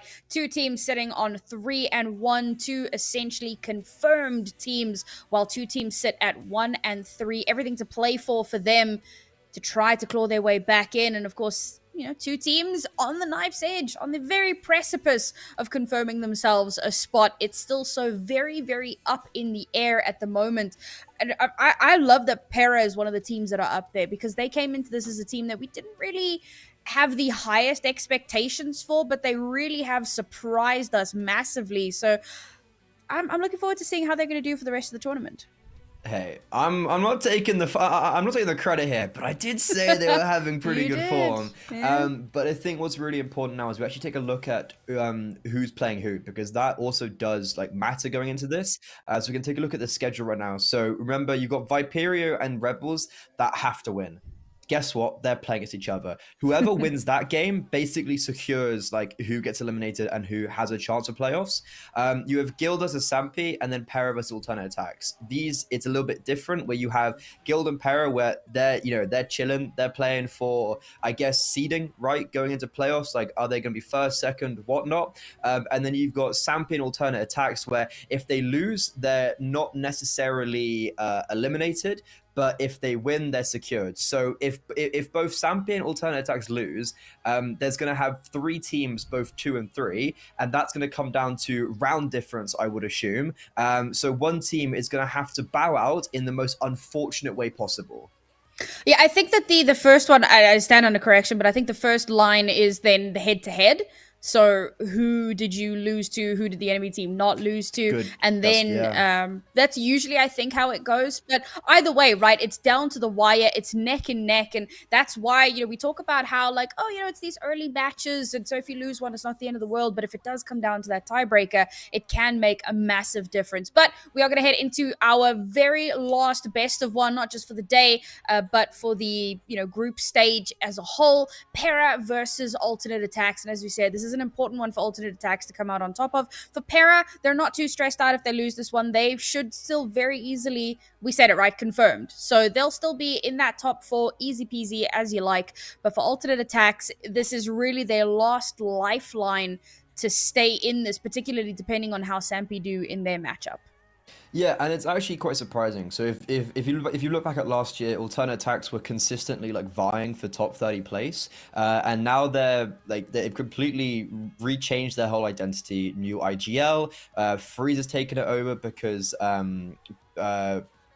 yes, Freeze has taken it over because Speedy has retired from competitive play because of lack of motivation, and he's gone over to Sprout to do. He's their performance manager, I think. So they've kind of changed everything around the whole team, and not only that, they changed Orpers. Slacks went over to America. He's playing for M80, so they've brought in Panics, who was a part of their roster beforehand, so he's not an unknown entity. But what does worry me was that Panix was removed because they were looking to build a German super team. He was not a part of that German super team, and now he's been brought back in to create that German super team. And I would go along the lines to assume they've changed their language from German to English because of the addition of Goody. That follows a lot in tandem of Big, and that makes me wonder why they're trying so hard to stick to this German identity when potentially not even speaking German anymore. Yeah, and honestly, I'm a little bit concerned for them coming into this because their performance against Rebels was lackluster, is putting it nicely. Yeah. It definitely wasn't a great performance from them, so there's going to need to be a serious gear shift here. We are going to get to see them on a different map this time around. We knew that their Ancient looked a little bit frazzled, but we're going to get to see them on a different map this time around, so hopefully that's going to play into it. I will say, with all of the crazy things that happened with Panics, I mean, he had a great day yesterday. So at least that hasn't made a massive difference in terms of the team and the dynamic and how they're performing overall. We do have our Veto, so I was just talking about that map, and this time around, not going to be Ancient. Instead, we're going to be heading to, surprise, surprise, another Anubis. Is this like a us thing? Is this I just think like, so. okay, so one day we have to have one map and the next day we have the other? But it's interesting that Alternatives have actually let it go to Anubis because speaking about Pera, we just saw them win on Anubis. Great, that was a really good win for them. And then you look on the duality of that, Alternate Attacks just suffered quite a big defeat to Guild Eagles on Anubis. They had quite a nice first half, 5-7 on T side. Not the best, but not awful. And then they got one round on CT side. So you kind of look at that and you're like, okay, you have to bounce back from quite a big loss. And also that one round on the CT side was the pistol round. So, not great. This is definitely a big time when you see Alternate Attacks, which is by large quite a young team, where you have the Perks Freeze Orzek core only gaining the majority of their experience in the last year. Goody has not he's an academy player basically. Like he's been brought up as that academy player.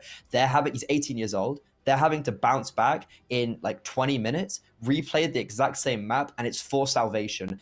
That is not an easy thing to do, but it will show who is great, basically. If they are able to come back and if they're able to secure that playoff spot, it does show that they deserve it. Yeah. I think that the difficulty is that it came down to kind of a lesser of two evils. The last two maps remaining were Nuke and Anubis. And with Pera having banned out Inferno, which is one of their better maps along with Anubis, as disheartening as the statistics are for them on Anubis, it is still statistically one of their better maps. So, they lose out on Inferno, which they probably would have preferred to go to. And it comes down to final two maps being Nuke and Anubis, and they definitely don't want to take it on Nuke. They don't play that map. So they go for the Anubis, and now it's just kind of a hope for the best scenario, and it is a little bit concerning. But we've had some upsets over the last couple of days, so hopefully they'll be able to pull up their socks a little bit and give us a good show. Yeah, this Veto is really interesting, and people must be terrified of Pera's Mirage because they're just like, get that away at all costs possible. And the fact that Alternate Attacks have chosen to insta-ban that because they're like, right, Pera are definitely not going to ban Mirage. Maybe can we try force him to ban Nuke? And it's like, no, we're going to try force you into a really uncomfortable position. And I think Pera, this is back-to-back times they've actually had a really good Veto, and the Veto definitely has favored them. As we were saying, they've come off quite a nice win against the Polish boys, against Rebels, and they've had such a good week. We kind of we've cast them so many times, we're kind of repeating and rinsing the same thing. Like they've made the RMRs. This would be an insane achievement for a team that has had quite troublesome roster changes, very similar to Alternate Attacks, but it seems like Pera have bounced back a little bit better, and you can kind of understand why. They haven't had to replace their whole identity, but they have also moved away from their regional core, and it makes it shows us that a lot of teams are moving away from national identity and moving to internationally. But the final best of one commences. Pera, they've secured playoffs. Alternate Attacks, they might have, but if they win this, they 100% make playoffs. Alternate Attacks, starting on the T side, Pera on the CT side. It's once again Anubis, potentially do or die for the German squad. Immediate rush towards the side, already taking control of the side. Pera is down, and it's the wrap around through mid that's just going to get absolutely deleted. Pera just did not stand a chance there. Aaron tries to get one for his money, but no, it is a clean round from Alternate Attacks. Well, I don't want to say anything too soon, but remember when I said their one round against Guild on the C side was a pistol round? So let's see if they can, have some sort of continuity. But that was insanely decisive. Like a set play that just works perfectly. In my opinion, that is just pistol rounds in a nutshell. You hit your shots, you hit your first bullets. There's nothing the other team can do, and that's kind of what Alternate Attacks did. So off to a really, really good start here. Up against the Eco, this is a nice time to at least give themselves a wee bit of momentum coming into this map, because I think that's going to play very nice into their hand as they've come off a loss. Mac 10 in hand for Freeze here. Could be the exact thing that they need for Tip of the Spear. Well, he's positioned over towards mid, and this is a really good default. Despite being in a massively advantageous position, still playing this patiently, and that's exactly what you want to be seeing. Goody swings out, gets taken down, but it's a perfect opportunity for DGL to follow it up. Free gun handed over to Pera Esports, and honestly, this is like one of the best case scenarios for them. They don't have to get too crazy with this, but DGL is still going to push out a little bit, try and catch someone off guard. Meanwhile, back at the ranch, bombs getting planted over on A. Free and easy round for alternate attacks, despite losing 2 players. Okay, you know what? They'll still win the round, but that's definitely not the way they wanted it to go.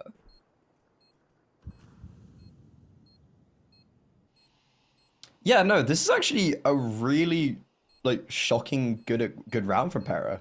Considering they just got dumped it on the pistol round, you actually see a lot of times when a pistol round gets so decisively won that they do kind of steamroll like the first few rounds, you know, like the team that loses the pistol round just gets no kills and like there's something they can do. And the kills might not end there because they're going to come head to head potentially in CT. Any kill that Pera gets, because it's not mandatory they save onto any of these weapons, any kill they get is going to serve them very well, and that's amazing. A Mac 10 kill, extra $600, that's 3 frags, 1 on SMG. MSN just has a nice little, you know, like backbone of money now. It's not like amazing, it's not huge, but that is a successful round for Pera, but still a win for alternate attacks. Yeah, definitely best case scenario for Pera there. Like, there's no universe in which they actually... I'd say there's no universe. There is one universe on the edge of all universes where they win that round. But realistically speaking, that is the best they could have hoped for. They'll be happy with that. Some serious damage done to the bonus here. Alternate attacks forced to have to reinvest in. And Pera now on a pretty decent by themselves. If they can secure this round off the back of this beautiful opener from DGL, this is going to cripple alternate attacks economy. The snowball effect of that round, I mean, alternate attacks are going to feel that. Yeah, no, that's a really poor start.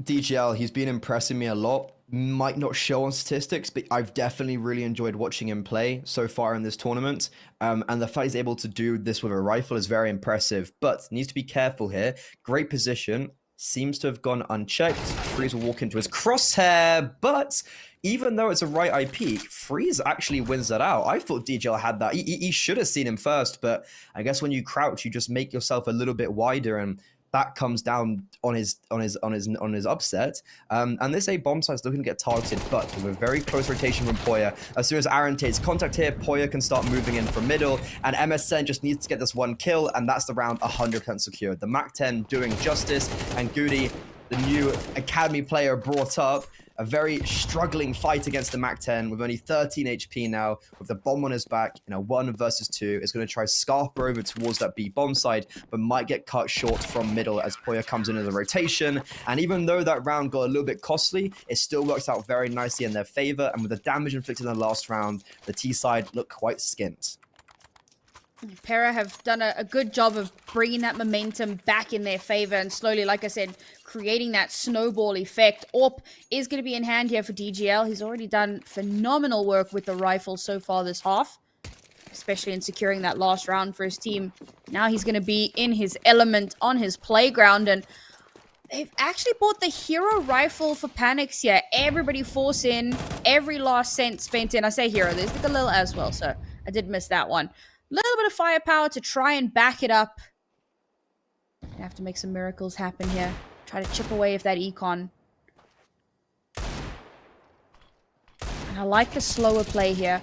Looking to see if Pera get aggressive. Looking to see if they make a mistake. Camion will survive there, but does a ton of tip damage. Nice! The HE to allow the re-swing. Beautiful cleanup from Perks. And the follow-up. Oh, Aaron doesn't actually get the follow-up, but a little bit of information gone, a little bit of chip damage. Ooh, a swing and a hit actually lines them up. A lovely flashbang to support. I actually love the use of a HE grenade there over towards connector.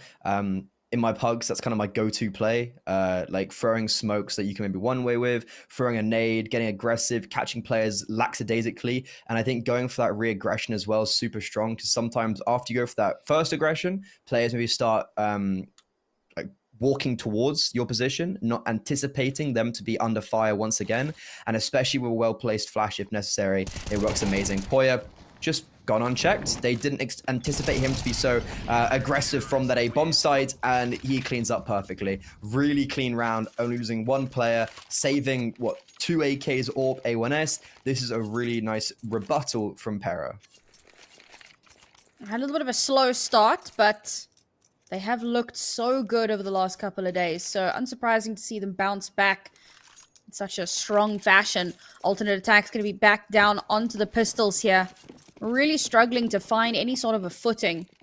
So this time around, looks to be a hard hit towards B, or a full commit, we rather say. Not getting too aggressive just yet. Again, waiting to see if Pera push out, waiting to see if they create an opening for Alternate Attacks to take advantage of, with just one flash to work with. He's going to have to time this perfectly. It's definitely doable to overrun the site. And there you go. Flash comes out. Doesn't connect in any sort of a meaningful way. Counter flash to come through. Tons of tip damage. Panics will be good for one. Will be able to rescue that weapon, but it's a spray down. And now Goody, last player left alive, will have his life taken away. That is a round that could have got dangerous. I think the fact that Poya and Aaron were just able to hold their sprays and actually connect is really valuable. Like, there's a world there where I know it was just all Glocks, but if they had maybe a Tech9 or a Deagle and were able to connect those bullets quite early onto those side players, like they did onto the player in Cave, that could have been dangerous. But nicely, it wasn't. Alternate Attack's back on the rifles now. It's still very early doors, so there's no alarm bells ringing off whatsoever. But I find it quite important that they have a strong T side because of how much they struggled against Guild on the CT side.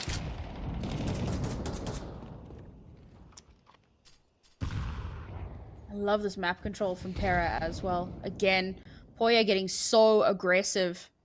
Could easily get caught out, but if he's good for one, could be a game changer. Perks has a suspicion. In fact, they all do.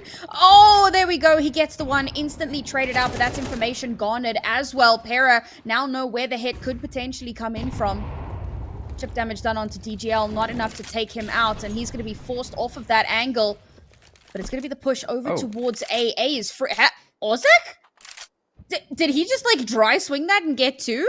I don't even know if he swung or if he was holding, but I assume they lined up in some fashion, and that's actually a great round from Alternate Attacks. They've just chain smoked over towards Cave or Electric there, and what that did is it isolated Poya completely. You could see that both DGL and Camion were trying to be in a position where they could support Poya. So the whole idea is that Poya isolates a kill towards water or towards rugs, and then you have the AWP giving some sort of oversight and some sort of overwatch for players swinging from stairs. But the issue was the fact that there was a smoke being just continuously cycled for like 45 seconds towards Cave, completely neglected all of that. And that's when you have to have Poya coming back. Him going 1-for-1 there was massively negative, and it just puts these two players in Cave completely out of position. I don't think that's a bad play from Pera. I liked what they were doing, but maybe double pumping aggression towards Canals was not their play.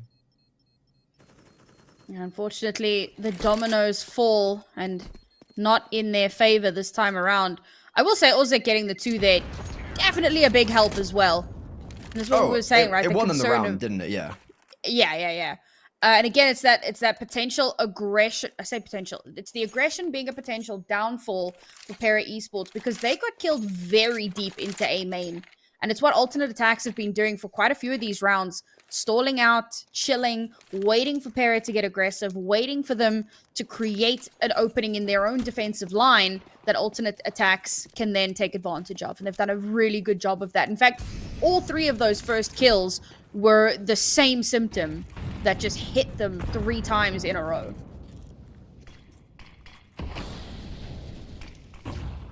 Pera have to start looking elsewhere apart from Canals, because these just continuous cycle of smokes towards Cave are definitely going to be a nuisance for them to deal with. But that's not quite lucky that MSN's got away with his life. The kind of boxes there, you always think they're wallbangable, but they're not. And I think Panic does very well to survive. And Alternate Attacks, a very nice default, maneuvering space towards A and also towards middle while maintaining Goody over towards that B bomb site. This is very nice from Alternate Attacks, and they'll be looking to try cut off rotations. However, if they do go towards A, that's walking into the majority of the stack.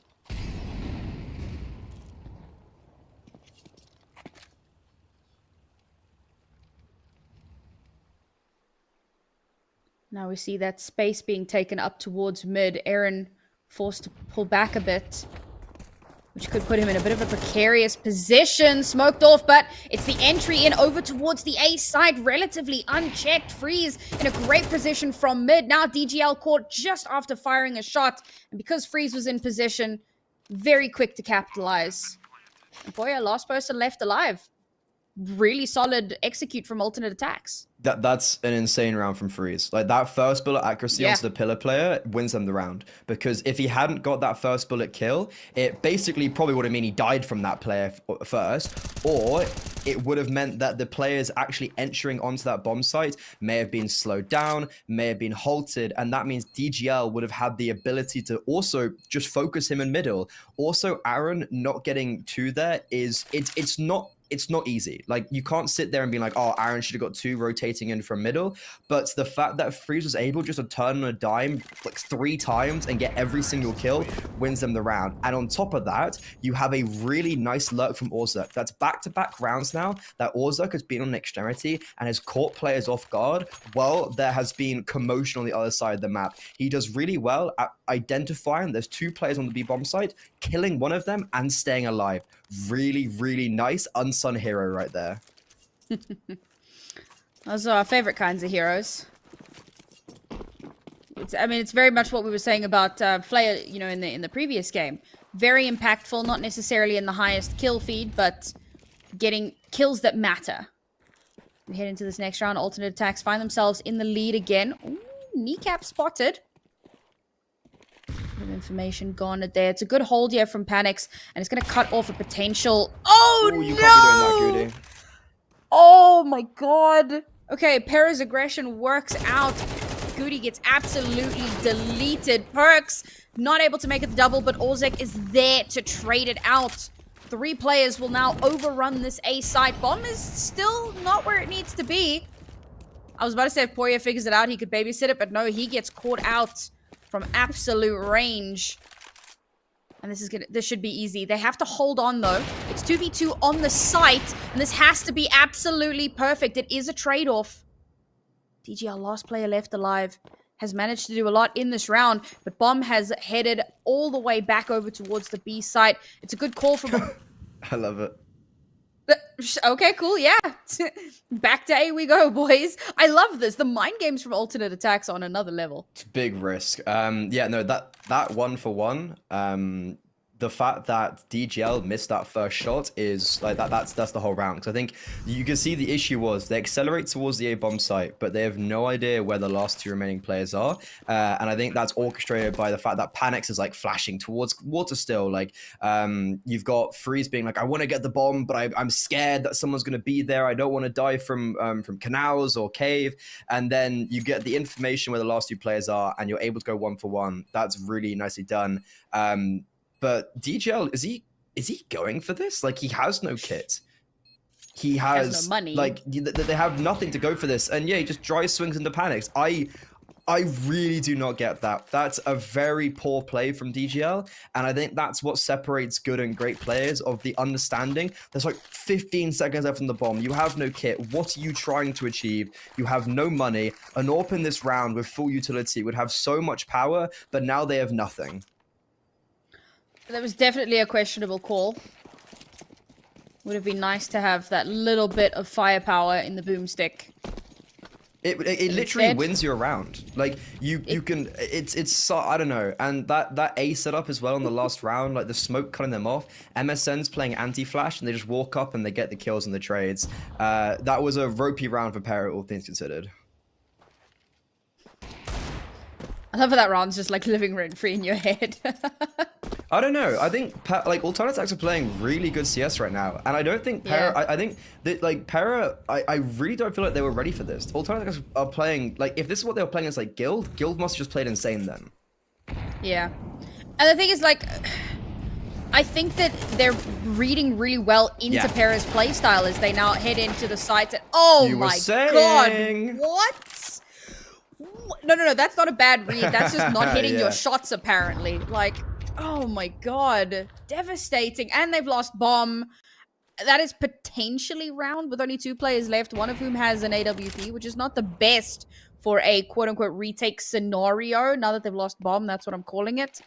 And they're just going to hold the line here on this A main. If Pera win out this round... No. Okay, Panic's still good for 2, even though he had the AWP. Swaps over onto the AK. No, surely not. Takes out the pistol player. Both of them relatively low HP. Swaps back onto the AWP. Does he just back out? Does he just hold on to this? No! Shot! Panics! How has he done that? He just saved alternate attacks. There's no way he should have been able to isolate that number of frags. So crisp, so sharp shooting, and he's back. I was doubting maybe his ability in this team, but goddamn, those are the plays that proves it. It never ever should have come into that affair. It never should have become a 1 versus 4, I think that was. Was that a 1 versus 4? I think it was a 2v4 to start, 2v4 and then he gets with, 1, and then it's a trade. Yeah. Okay, so 1v3, 2v4. Regardless, that is sensational from Panics. Alternate attacks, you know, it's a little bit rough. Full executing off, like, spawn, basically, with no information. You walk into a stack, and the enemies hit their shots. Unlucky. Round over. But Panics says no. He comes in, all guns blazing, but the ability to isolate those kills, firstly, that's great from him, but secondly, very poor from Pera. There's definitely a miscommunication somewhere there. I think Camion didn't have a rifle. That's why they were maybe playing like a bait and switch when they were playing on Donut there. But that's really like, that's very unfortunate. And Pera, that would have been such a big swing round to completely change the whole dynamic of this game. But instead, alternate attack, they take a tactical pause, the hoop and holler, but just go, yeah, that never should have happened. But let's take it. I'm so glad you talked through that one, because I don't think I would have been able to articulate off the back of that round. Just unreal. And like you said, a little bit of a misplay there. A little bit. Quite a misplay from Pera. Just solo peeking 1 by 1 and allowing Panics to do what Panics does. Now we see Pera with a bit of an aggressive push out towards A. They've done this quite a few rounds and very often have been punished for it. See if it happens again, because again, it's just another default round from alternate attacks. I think they'll still be riding the high off of that last round, and hopefully it doesn't get them a little bit too cocky as they take that mid space. And again, it's Freeze getting all the way into such a good position. It's Poria lurking all the way into the back line, as Freeze will eventually get traded out. This is still a very, very doable scenario as B has been completely cleared out. Bomb is going to get planted. And Perks is on an island. Yeah, Perks wins on this round. They're walking straight past him. He has them in his crosshairs. That's the first. That's the second cleaned up. Poya also, the spy in the back lines. This round's not over. He's completed his espionage successfully so far, but now he has to double down. No idea where Orzak is, and the Greek god will spot him out first. That round could have really gone either way on a dime, and it's very unfortunate when Poya was coming through canals, he did not spot the gun barrel. There was like a small millisecond, and I don't think that's like, it's not his fault. There was like a literal millisecond where I think I saw the gun barrel, but obviously we're saying that with the X-ray, so, you know, you can't really be like, oh, how did you not spot that? That's really nice from Freeze, though. He wins on the round. I love that he just keeps doing that and just keeps getting away with it. Great trigger discipline, right? Yeah, beautiful. Now Pera back down onto their pistols. Very little that they should be able to do into this round. And again, they're in that situation of, well, best case, get a couple of kills, yoink a couple of guns, go next. For alternate attacks, again, still low and slow. Don't get overly aggressive. And this is clearly the sign of a team that knows they have everything to lose. They have everything to play for here. For Pera, this game isn't as important. Sure, seeding, herder. But for alternate attacks, this could mean the difference between making top 4 and being sent home. And you can see it in the way that they're playing. They've been very disciplined on the whole. And now the execute comes in towards the A site, instantly pushing Pera off of their positions. Site's free and clear. And now, an attempt at a pistol retake. Well, that's actually quite a nice shot from Aaron. He's having such a good tournament. He really is, like, one of my true... Like, people neglect how good he really is. And look, there's a world they win this. The issue is no kits. They only have 2 flashbangs, and that one picked up AK. That flashbang comes in maybe a little bit too early for being too effective, but Goody taking the fight to heaven changes everything. That wins them this round. I don't think there's enough time for Aaron and Poya to get onto the bomb site and do anything effective.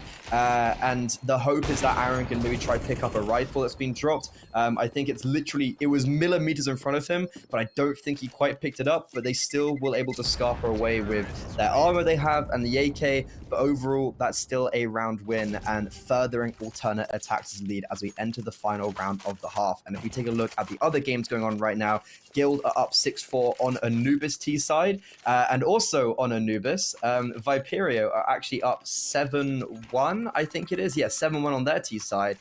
If Viperio win this, and if Sampi lose, then, and if Alternate Attacks win this, then it's basically just a fight between Sampi and Viperio.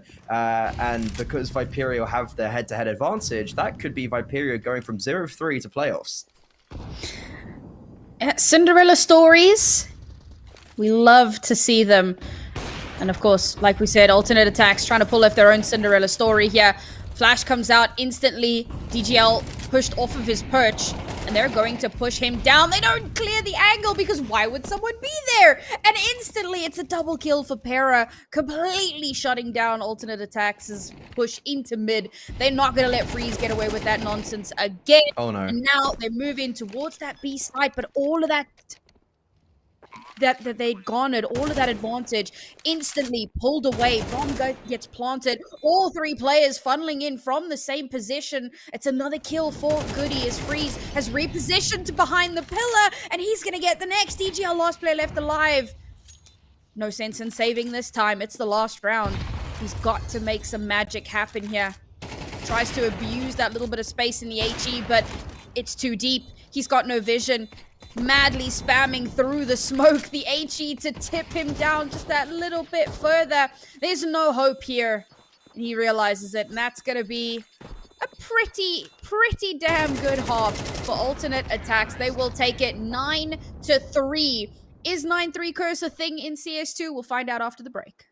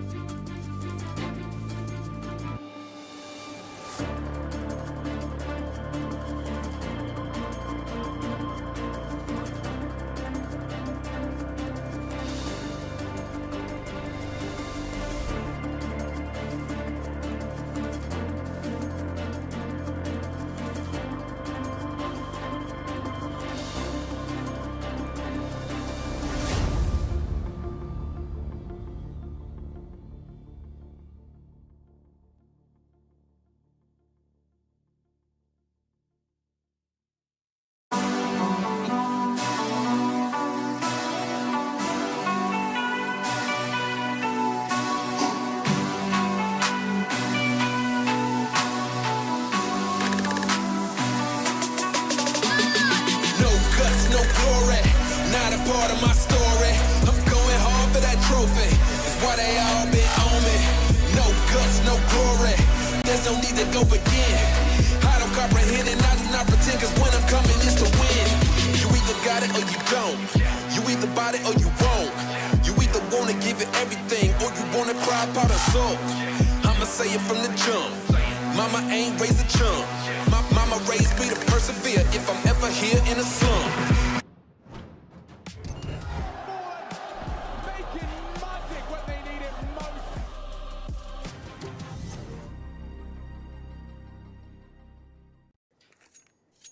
Actual devastation there in the last round for Pera. They get a double opening kill towards middle, and then a great reaction from alternate attacks to instantly tuck tail head towards the B bomb site with a flawless double entry, suffocates them, and just secures an even more dominant first half. Now, on this CT side, they struggled just now against Guild. Will the same replicate? The 9-3 half, is it a curse? They've got no one on this B bomb site. It's going to look like it's going to have to be a retake unless Orzuk goes huge. They've already made their way in towards the site here. Bit of a spam fire just to see if they catch anything. And, well, they're playing Go Fish. And they've managed to catch a few strays. Perks will trade one. But DGL just holding it down. That is nasty. It's a fairly clean round for them off the back of some... Do you call it heroics in a pistol round? As in... No? What? I was just saying that's just great from Aaron, like in middle. He gets the first kill in middle and then is able to get all the information that come in canals. And also the fact that Orzuk instantly dies is so huge. They get control of Cave instantly. That's a really good pistol round. And just unfortunate that alternate attacks gamble towards A, really. And it's eco for them. Sorry, what's this heroics? Oh, when somebody does some big plays and gets a lot of value. Yeah, I guess their I mean, I don't know if I'd call that round like heroics per se, because like I felt like the round. I mean, that was just crisp right from DGL. Like he just literally beams two. Like just two players just die. Oh. Ooh, that's a jump scare and a That half. is a jump scare. Yes, bro's literally playing Phasmophobia up in the top of mid. He's just like, oh, okay, a Charlotte stack outside the door. You could tell they were like weary of that as well. I think he was spamming the door and then was spamming it in a way where he was going. The bullets were going through both the doors, so it did no damage. And then he heard no ticks. And just like come around the corner being like, oh, there's no one here. Oh, surprise! That's honestly the stuff of nightmares. Literally, right? When you turn a corner and you see the entire enemy team, and sure, it's USPSs, but oh, he got it's owned, still right? terrifying. He did. Dies. I mean, he just got deleted. His teams there to back him up, of course. Anti-eco go burr. Yeah, I guess either way, this is very different from the anti-eco. Do you remember in that first half where like it was actually quite effective? Like when it was Pera on their anti-eco, was it, right? Yeah, they did really well at getting like 3 kills and stuff. So a little bit different. It was their eco, Yeah, it was their eco. But now look at this aggression, trying to head towards the B bomb site. Alternatives trying to counter that with their own aggression. Unfortunately, that does not go in their favor. 2 players fall to the grave. But as they get one, Panic's also able to clip one off in the distance, make it a second. Now, all of a sudden, Pera, yes, they have the bomb site. Yes, the bomb's going to go down, but they're in a man disadvantage. They say that. Sorry, Aaron, where's that kill come through? It's not from the smoke. I don't know where he's got that, but putting it back into 2v2 is monumental.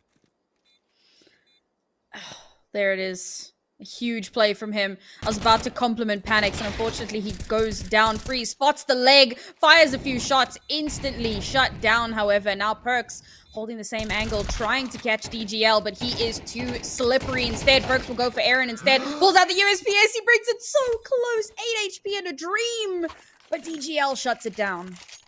That's the second clutch for DGL, and both times the impact cannot be understated. If Freeze had waited also just a second when he pulled the trigger, he would have had Perks in tandem, and it's so awkward when you shoot a leg there, because he kind of shoots, his aim goes a bit everywhere, and then DGL wide swings and first bullet headshots.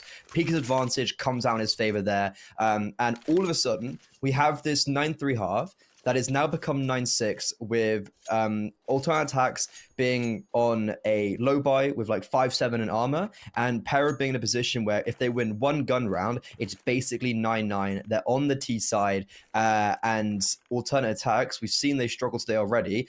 All of a sudden, all of their success they've built up and all of their momentum in the space of like 4 minutes, give or take, has just stopped. Next round, if they lose next round, everything changes. And look at this weird investment in this round with Freeze dropping panics in A1S and Orzhok buying loads of util.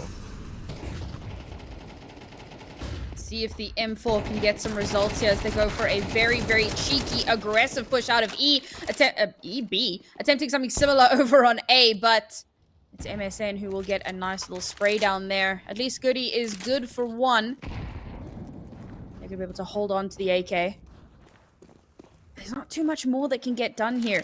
We saw Pera do this exact same thing in the previous half, and definitely to far better results than what alternate attacks have managed to garner for themselves. Now all they can do is tuck in, wait to see if they get pushed. And yes, Poya is on the hunt. Does he check? Nope! One more kill for Goody. Okay, so it's actually really important that alternate attacks save these two weapons right now. So that like, I still don't agree with that, like, kind of A1S hero buy. Yes, you've got rounds to play with, but don't gamble those rounds. But if they do save this AK and A1S, it kind of resolves all of that, right? You have Freeze, you can drop Freeze a primary rifle, and you also have an extra primary rifle that Orzhok can keep to himself, as he also bought a little bit extra utility. So this round, alternate attacks are still in a good position. I'm pretty sure an AWP can come out. It does. So, gun round, big gun round. You've got everything. Yes, there's no AWP for DGL, but this is basically the first full buy we've had. There's no Mac 10 running in con. I'm expecting a default. If Pera win this round, all of a sudden, close game. 9-3 curse. It's the new Zonix law. Realistically. It's just, it happens so quickly. Like, literally, like 3 minutes, right? And we're in this position. Yeah. But I mean, both of our games have kind of been like that. Very fast, some crazy hits coming through. I suppose both matches had Pera in it, so it says a lot there. Now, a little bit of util coming through here, a little bit of chip damage, a little bit of information garnered, but nothing committed just yet. Pera trying to gather some space over towards A, but not quite making it happen. So looking to push in towards mid, maybe push up, get to double door, push in and create a split attack, but they're going to have to contend with Freeze, and Freeze has lived in mid for most of this. Unfortunately, he's been evicted. Kaiman takes him out, gets the second onto Panics as well, and that's mid free and clear. The potential... questionable molly. That was Pera's molly. He just blocked off his team. Got stuck in mid there. One player loses their life for it. Now they're trapped over in mid. They're still being able to play the smoke, but it's down to a 2v2. What was that molly? There's a massive mistake. We've seen a little bit of utility missed already today, and now they're focusing their attention towards MSN. If these two players are able to isolate his kill cleanly, they can turn back towards middle, and that's exactly what they're going to do. Aaron has the ability to pick up the bomb. He has the information. He's having a great tournament. He's having a great day. He's having a great game. The issue is he might walk right into their hands, and I think that's exactly what's going to happen. He drops to his death, and a round that I don't think ever should have gone into the hands of alternate attacks, especially after a fabulous double entry by Camion, goes the wayside. We saw the exact same thing happen in the last map. The difference is they weren't on match point. Now they're 7-10. You know what? If I'm Pera, I'm fuming. Losing it right now. That's mental gone. That is mental completely gone. Something so small, and it really can absolutely ruin your chances. Alternate attacks have hit. Yeah, 100%. To capitalize on that, to be able to play off of the smoke so perfectly, to get those kills and shut down any attempt, beautifully done from them. And again, we're seeing a lot of control being taken with utility, but some aggression here from Orzhok. He's been so good over on this site, on this map, but DGL will shut him down. B-site is under heavy contestation as Freeze will get one but get traded out. Goody, however, good to clap back. 3 versus 3, and this is absolutely doable for alternate attacks with Pera relatively split up, one on flank watch and not ready to commit still. That was insane utility usage from Goody. The fact that he was able at such a young age to beat, like, kind of just slow himself down, smoke out the choke points and Molotov, and just contain the enemies. The issue is that going to be enough? I'm very surprised that this round has formulated in the way that Pera are now in the lead. There was great B aggression, and a very whiff spray from Orzek has now put, overall, Pera in a 3 versus 2. But the issue is, Alternate Attacks are holding their guard. They're staying towards this B bomb site. They've read into this perfectly. Yes, Goody only has 2 HP, but up close and personal with this AK, if he's able to hold his nerve, hit the first bullet accuracy, and at least get one, which he won't, that changes everything. Perks now, will they anticipate him? That's the question, and they do. Great awareness from Pera, and the fact they came into this round with a P250 and a MAC-10 and another pistol, and they close it out. It makes this game once again so contestable. I mean, I love the call from Pera, right? They lose a couple of players and then they just hit the brakes. They slow down. Instead of pushing that, instead of getting overly aggressive and overly eager, they wait a moment. They give DGL a chance to see, well, what's cooking in mid? And getting that kill is instrumental in giving them the numbers advantage and being able to push out onto the site with that advantage in tow. We've closed the gap to just 2 rounds now, and Pera in a hugely advantageous position here. Anti-Eco, once again, could very easily bring this up to 9. Alternate Attacks feeling that lead slip away through their fingers. Yeah, and in the meantime, it's a little bit scary when you've got Viperio stampeding over Rebels, and Sampi as well potentially losing. They're down 11-6. This could be unironically playoff stripped away from Alternate Attacks on the final day after doing what they would have thought good enough on the first day. And this low buy, obviously you're not anticipating too much, but the fact they might get nothing out from it is just a little bit it's just like, you don't feel too great about it, right? You're not expecting to win the round, but when you don't get anything and you get picked apart one by one, and when you have Camion running blind one-tapping you, it's not great. Yeah, what did Viperio eaten today? Sorry to cut you off, but what happened to Viperio? No. They're 11-4 up right now. Pandito's 20-7. I must say, one of the most satisfying things in the entire world, in my opinion, is when you get flashed and you still manage to absolutely wreck the person who flashed you. You're like, oh, I got the kill. Nice. Get wrecked. Your flashes mean nothing here. Alternate Attacks now playing for exits. Oh, can they get a gun? Ooh, maybe. No. I think Alternate Attacks might actually have secured playoffs, because if it is head-to-head, they beat both Sampi and Viperio. So I think if Sampi don't win and Viperio win, they're Sampi eliminated. I think Alternate Attacks might still be through regardless. I don't know if that takes the tone away from this game a little bit. I just love that Orzek is able to yoink that AK in the last, like, millisecond of the round. Positives. You know, but it's the small things, so, you know, you gotta appreciate the little things Silver in linings. life. Indeed.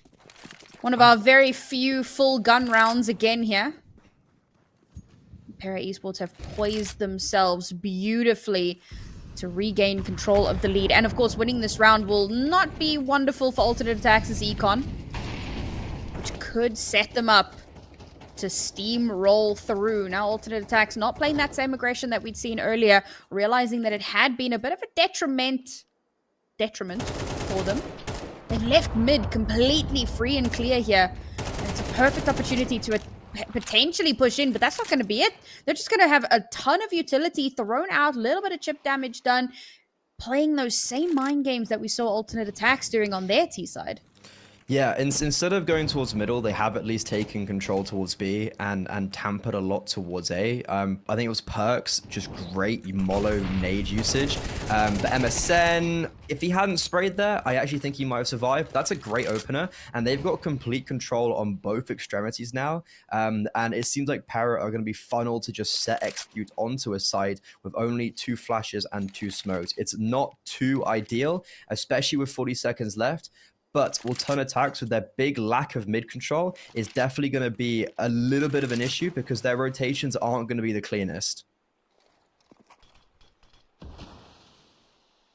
Pera definitely on a bit of a back foot here. They showed some strong presence early on, but very quickly the tide was stemmed Now they have to try to re-aggress, and this side could be... Oh, panics! Beautiful reaction there. Double kill to come through, and Pera, their last vestiges of hope in this round, stolen away from them. DGL has been a clutch in the past, but in this round, it's not going to happen. Panics, man, just has been so good today. Yeah, it's one of those, it wasn't the hardest shot to hit, but it's the consistent shots that you have to hit that first opener. Yeah. And that's just where, like, you got to hit those easier shots. But that was a super easy orchestrated round to read from Pera. Like, you know, you throw 2 smokes really delayed and then a flash, and it's like, I wonder where they're going. And I think you see, I think it might be an Orzerk. Yeah, Orzerk, who was like deep. He went to rotate away and then instantly backed back towards B. Like before they even heard noise, they were like, okay, it's B. And like you can see the rotations moving instantly. And it's very interesting that Pera have been a team that have been doing very well at utilizing middle. And the one round where if they'd gone middle, they would have won the round completely off of that. They don't. And that's super unfortunate and a massive gamble stack that comes to pay dividends for alternate attacks. And they have now reset the economy of Pera. This time, there's no AWP out for DGL. All of a sudden, alternate attacks' first lead on that T side is coming out to pay because they had all these rounds to work with. They finally broke them through. They kept the economy thin, and Pera are scraping the bottom of the barrel in potentially this penultimate round.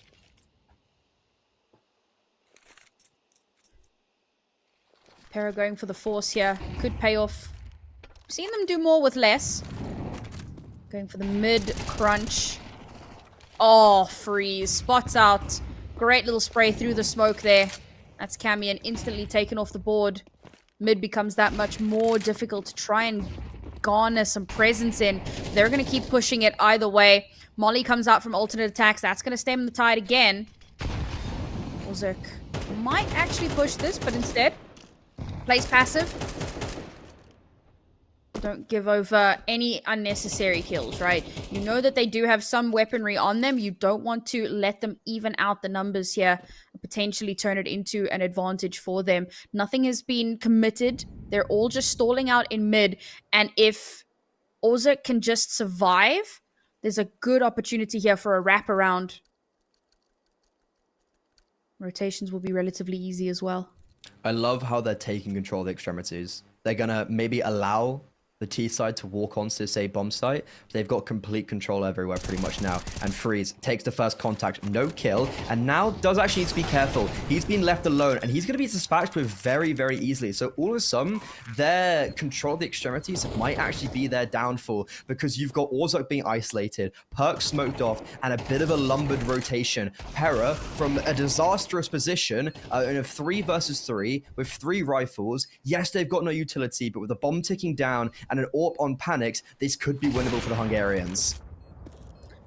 That's going to kick it off with MSN off the board here. 3 versus 2, time ticking away. They do have the kit, but with Goody losing his life, Perks has to do so much. Only good for 1. Now Panics will swap over from the AWP onto the AK. He's running out of time, and that's it. That could be the end of it.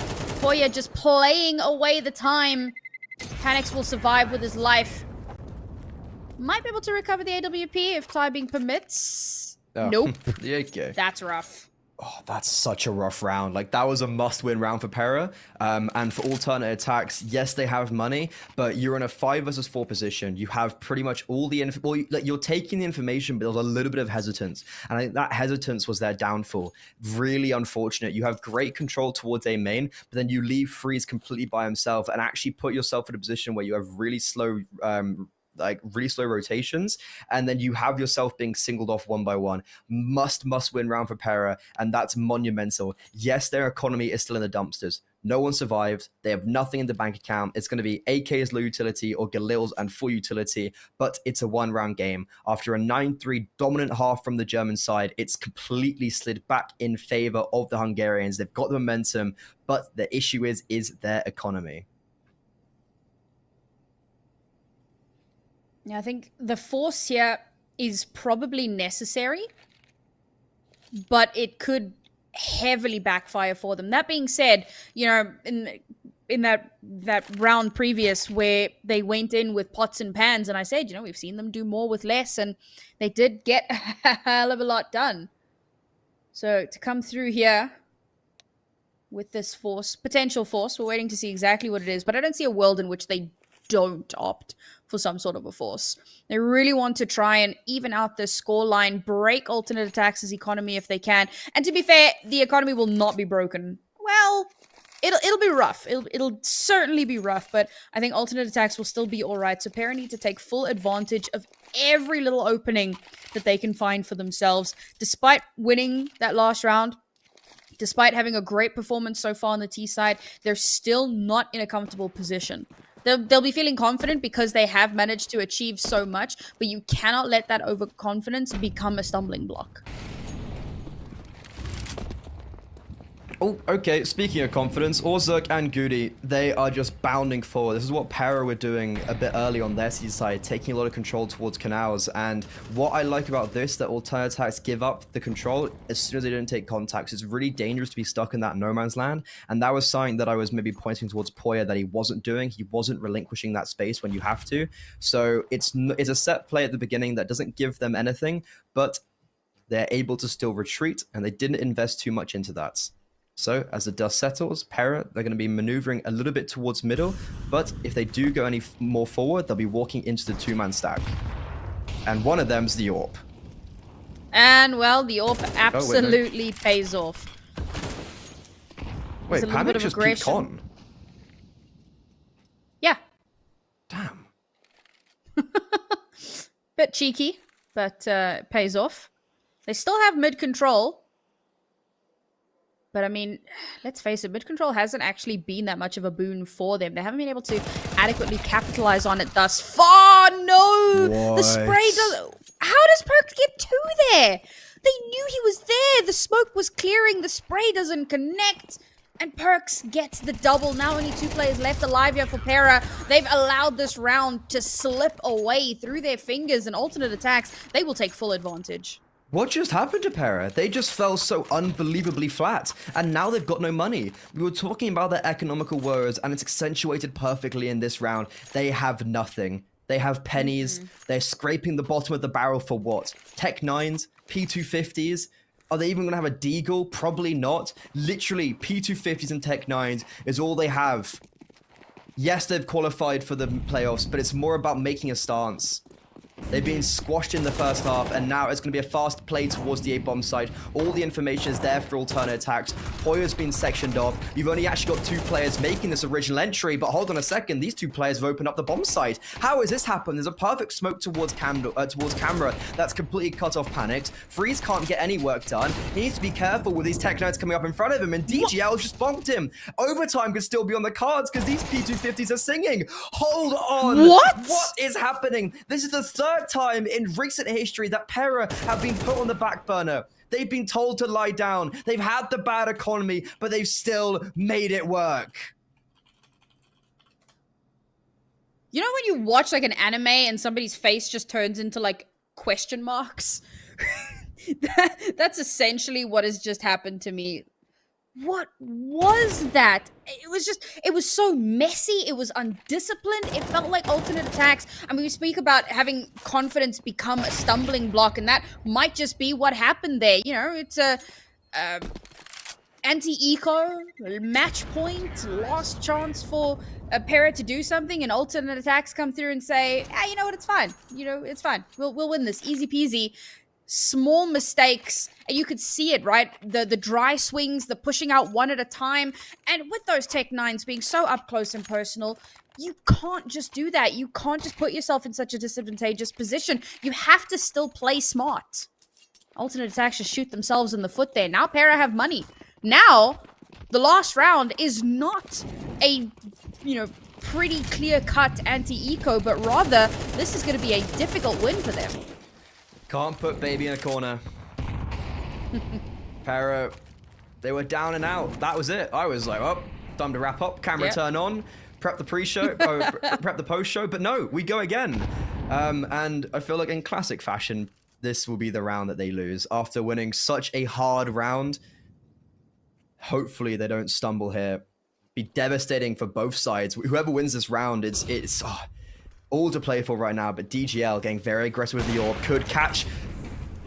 A Goody jiggle peeking, but luckily enough for the youngster, he does evade for now. What it does do, though, is expend a lot of utility. That's pretty much his whole belt, and they've already given up that space. Now Goody can...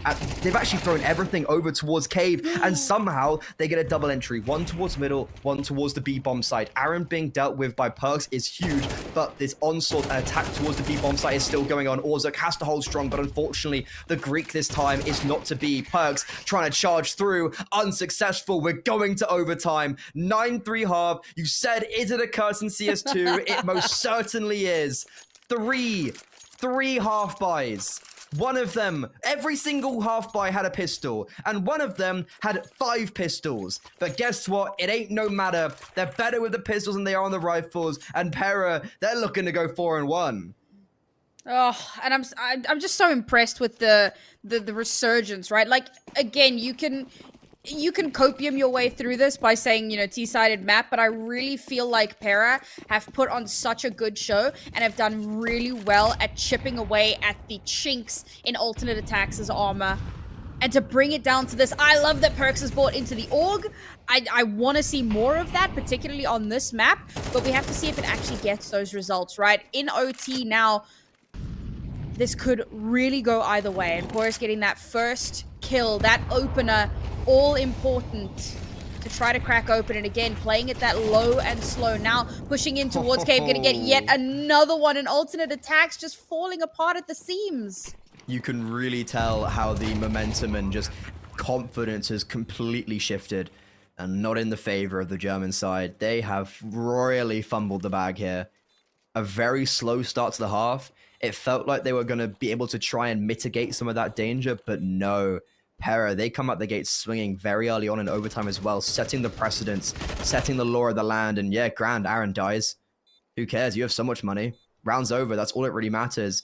And there is actually a worry for the City side if you genuinely do want to save, because if you buy this round, you do actually use a lot of your bank balance, and like, nice kills. It doesn't really matter, but there's a world where they buy up this round and there's not loads and loads and loads to have for the third. But that's a great start to overtime for Pera. The issue right now, it just seems to be a CT side. And I'm wondering for this overtime if this momentum is going to be able to cover that negligence on the CT side for Pera. And this is the thing, I also feel like alternate Attax really do need to step up for themselves, right? Because they've got a couple more rounds left here to be CT in this OT. And if they can string these next couple rounds together and then do what they did again on the T side, I mean, that could be an easy win for them. But if Pera string these next couple of rounds together, it might make things that much more difficult. We'll see how that plays out as, again, that early util, a little bit of early information. No commitment just yet. Bit of space taken in towards water. They're going to be crunching in. Bomb has not committed anywhere. Alternate Attax, no information for them. Just a little bit of util that's come out. But aside from that, they have no idea where Pera are just yet. They're going to get a rude awakening towards B-bomb site. MSN's going to try and see if he can get cheeky on A, see if he can try hold someone there for the time being, and that will be the AWP station towards that A-bomb site. And now here comes the flashes. Goody in a close range position. We've seen what he can do here before, but he's going to be backstabbed, and the coverage is not apt from Perks. I don't know how Perks has allowed that to be the case. And because there's so much time left, Pera, they're going to reset. But look at that from Panics. He gets uber aggressive towards the A-bomb side, anticipates the abandoning from MSN from that side of the map, gets aggressive, catches them off as they're rotating away, and calls for the rest of his teams. But the double swing and the sprays hold true. Now, where do they go? Time is running out. Orzuk has given a lot of space towards the B-bomb side, and he's going to be inching his way closer. Can he be the hero? Can he deny it all here? 13 seconds. He spots them coming forward. MSN charging forward, low HP. The first falls, but he exposes himself too wide. And because of that, DJL and Poi will be able to plant in the bomb, tap in those digits, and Panics now once again called up for this clutch in a 1 versus 2. Has to make the AWP sing here. And Pera, they're smart. They're not going to peek him if they don't absolutely have to. There's a suspicion that he is going to be coming from the CT spawn side. And Panics He holds the line. Poya first to go down. DGL's going to play this safe. Tap on the bomb. Panics! You absolute monster! This is not the first time. It is not the second time. This man is exceptional under pressure. 3 big clutches every single time, saving his team. Will this one be nothing? Or will third times be the charm? A 1 versus 2 with an AWP in that position is not easy by any means. And that round seemed done and out for alternate attacks. Pera had all the information, and maybe also just getting 1 was enough. The AWP sending terror, rippling through the Hungarian lines. And that 1 CT round could honestly be enough. The issue is, that contingency is not going to stay the same. The A bomb site's completely being left open. There's aggression from middle, and Cambion could just line them up as they run through his smoke. Oh, somehow perks out his trades. That could still keep them in this one, but the issue is it's going to be a hard retake, 4 versus 4. The A side can be so difficult to retake on, but the good news is Pera have expanded almost every last shred of utility that they had. 1 smoke remains, and alternate attacks have an absolute arsenal of utility to play with here to help them entry in and make this retake a possibility. Slowly inching their way forward, checking all of those corners. That utility now does start to come through, and despite that, Poya will get 1. It is onto a low HP perks, and Goody will follow it up. More than doable, but the time is ticking away. They have to make it happen. The Molotov comes through, pushes him off of position. Panics holding the line, but Goody goes down. DGL cosplaying Panics, but cannot make it happen. No time to get the defuse. So close for alternate attacks. DGL does just enough. There's red on the trigger for the AWP today. What a shot! I don't know how he hits either of them. His feet are sizzling. He's in a barbecue right now. But he still is able to get 2 unbelievable fast flicks. And time is on his favor. Yes, he doesn't get all the kills. But my god, what a clutch. He gets left in a very unfortunate situation. A very peculiar predicament. With great utility usage by the German side. It completely singles out like everyone's positions. And it was actually lovely. Like Molotov towards A main. Molotov towards Pillar. Flushes everyone out, but even then, standing in the fire, standing in the depths of Tartarus, the AWPer shows Panics what is good. Back-to-back clutches. The AWPs, they're on fire. Just blown away by those last couple of rounds. Unreal. But here we go. Sides have swapped. Pera back onto CT, and they struggled on this half. They really struggled to make something happen. So alternate attacks in with a very huge advantage, not just because they had a good T side, but because Panics will open things up with a clean shot onto Aaron, giving themselves massive numbers advantage already, and still not pushing, waiting. Seeing if Pera make those mistakes that they've been known to make on their CT side as they slowly start to creep their way up towards DGL's AWP. This could be dangerous. Never mind. Yeah, DGL didn't stand a chance. They were put in a very unfortunate position where you've got 2 players in middle. You want to make that risky play. You're trying to eradicate the offset in that man disadvantage, but unfortunately that is your downfall. And, like, it's the right play. Like, you group up and you try you try to give yourself back that advantage, but you walk into the masses. If they'd waited a millisecond, if they waited 2 seconds, whatever it was, and just held their nerve, then they would have actually had the opposition walk into their crosshairs. But a great opener from Panics, set sail for alternate attacks, even up the scorelines once again. And this is what I was saying. Is this game just going to be who can get that 1 round on the CT side? Alternate attacks obtain that from a magnificent clutch where the AWP shone. And is that enough? Is alternate attacks going to get these last 2 rounds? And are they going to really clinch us away from Pera? It really does feel like it's been a tale of 2 AWPers. Having these incredible moments of heroics and phenomenal plays. But we're down to the wire once again. As both teams edge their way closer. Whoever wins this finds themselves on match point. Feels like we're having a little bit of a throwback here to MR15. Just it's a bit of it's a love letter, you know. Love letters of Counter-Strike. Go. Yes. But no, this is a lovely round. I love how they've just walked through middle. They've sidled through without a care in the world. That Molotov is going to be a little bit of a worry because I think the AWP can peek behind it as it is quite shallow. Used to smoke it off, force smoke it off now, and we've seen how MSN has struggled over on this A bomb site already today on a multitude of occasions, but it'll be Aaron, the IGL, he does not quiver. And I was saying 1 CT round is all the team needs. Well, Pera, they can swamp easy as can be, and it's all down because of Aaron.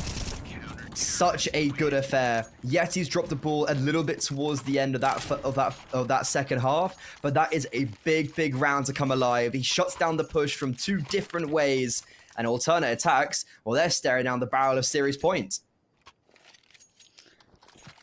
But also potentially double OT. Double OT. I don't think we've had a single OT, and now we're like, We have not. Screw it. Double OT. This is to make up for the lack of OTs in our previous games. You know? And also just the whole of today. But both of those, all the games today have been fairly quick. Literally every game has been fairly dominant. And this one's like, Yeah. no. All the way, all the rounds. That's our last one, you know. They put on a show for us, so Hurrah. we appreciate that. It's great. It honestly is great Counter-Strike. And that last round seemed like it was it. But really good rotations with just so much conviction.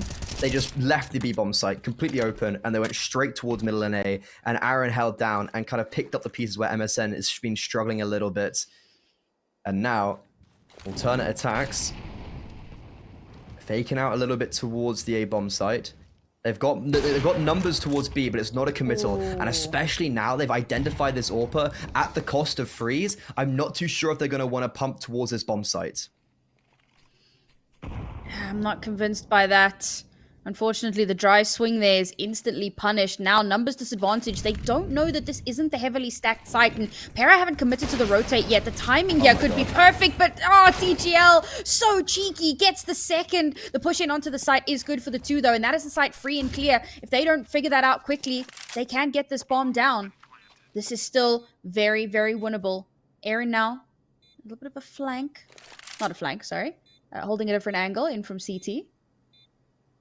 Alternate attacks have got some really, really good coverage here. The post plant is immaculate. The first one will come through from Perks. Thinking about swinging for a second time, but thinking better of it. The smoke will, or the flash rather, comes through. Does not get the value that it would have wanted. Last player left alive. Cannot make it happen. And we're going to double OT. I have no idea how in a 3 versus 5 that's gone in their favor. Orzurk steps up when necessary, imitating his ancestors, the Greek god. Fantastic. A double entry. That first shot onto the AWPer, which is a nice trade, you know, good trade. And then that shot onto Freeze, my god. That was also a lovely, well-placed Molotov. If Freeze hadn't been displaced, that could have been a different story, but Orzurk saves them. And alternate attacks, they force them to double overtime. You foreshadowed it, Sam, and it's come into reality.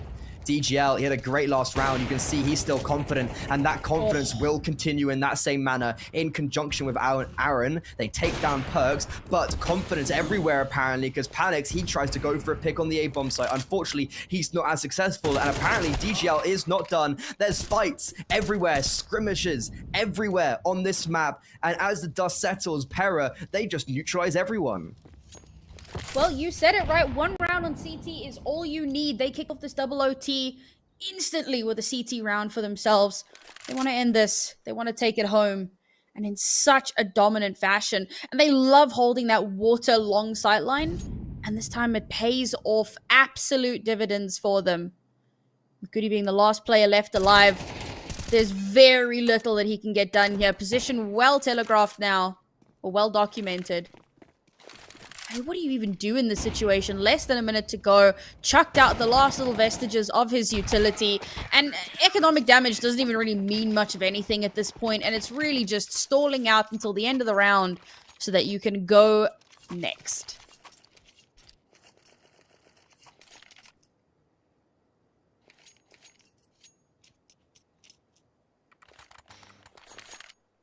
Okay, that's the CT. That's the coveted 1 CT round. And done so quite defyingly. DGL, God, he's really taking matters in his own hand. 28-16. We were saying the impact he had, maybe not even statistically, but this time he's gone, yeah, so I'm actually going to have the statistical impact now. He's getting clutches, he's getting opening frags, he's just securing all the kills, and he's going for aggression on a different part of the map. Will they anticipate this? Yes, a lovely flash to push him away from the angle, but he is not phased. He's still going to stand strong. These flashes and smokes are coming in, but he's still going to try and stay, and this smoke is lovely. Are they going to really try push through us? Yes, they are, but DGL ready and rating there with MSN. This time, MSN actually gets a kill towards the A bomb side. A rare occurrence, apparently, today, and that's a lovely double entry. I said it was the tale of AWPers, but DGL has very quickly turned it into the tale of DGL. His aggression that has gone so unpunished. There were some rounds where they did, but for the most part, he's had undue respect given to him. Maybe not undue, but just a little too much, you know? And he's just been allowed to get away with absolute murder. Alternate attacks are able to trade one back. And with the site here being so free and clear, there is a world as Goody will get the kill onto Poya. Bomb will get planted. Oh, beautiful. So much disorientation there off the back of the flash. Panics with the peek. Wants to show that he's still got it. Still got some skin in this. And MSN is the last player left alive. Oh, alternate attack. Oh! Oh, sorry, that could have got so dangerous. I thought there was a world where MSN gets the kill onto the second player, and it's a 1 versus 1 because of panics. Whew, that was, but still, how have they lost that round? What is happening today with 3 versus 5s? Why is that like the 5th, 6th in this game? 3 versus 5, we've seen that has gone away from the team that had the advantage. What is happening when these teams have these massive advantages? And Pera, 2 city rounds could have been all they needed. That would have done and dusted. But alternate attacks, like, they are just not giving up. No one's giving up right now. No one's succumbing to each other. No one willing to give so much as an inch here. And we said it, alternate attacks, everything to play for. Unfortunately, yet another opening frag from DGL. He has been such a menace, and he continues to do so. 5 versus 4 here. Oh, there you go. It's going to be a nice little trade-off. Poya tries to hold on, but Perks is good for 2 of his own. 3 players left for Pera. Definitely doable. Fall back, regroup, push together. 1 player in on a flank freeze, taking an aggressive push here, and it pays off. Good for the first. Can't quite connect onto the second, but he's bought time. He's done a fantastic job. Are they on the lookout for MSN? It is being held just in case MSN spots the head, gets a little bit of damage done, but he's chipped down as well. Freeze is still holding on for dear life as the HE doesn't quite connect, and instead it's going to be MSN followed up by DGL. And it's a 17th round. I thought that HE was going to finish him off.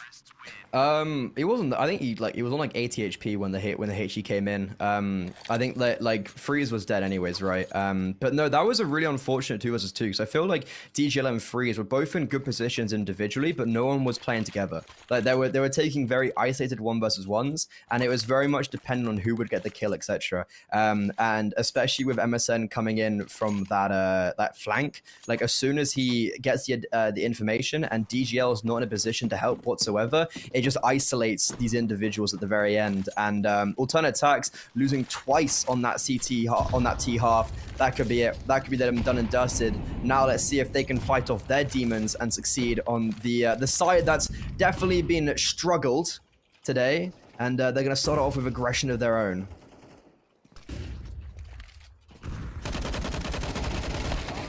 Oh no! Oh, Perks labored spray, just not connecting. The trade isn't coming through. MSN chasing this down through the Molotov.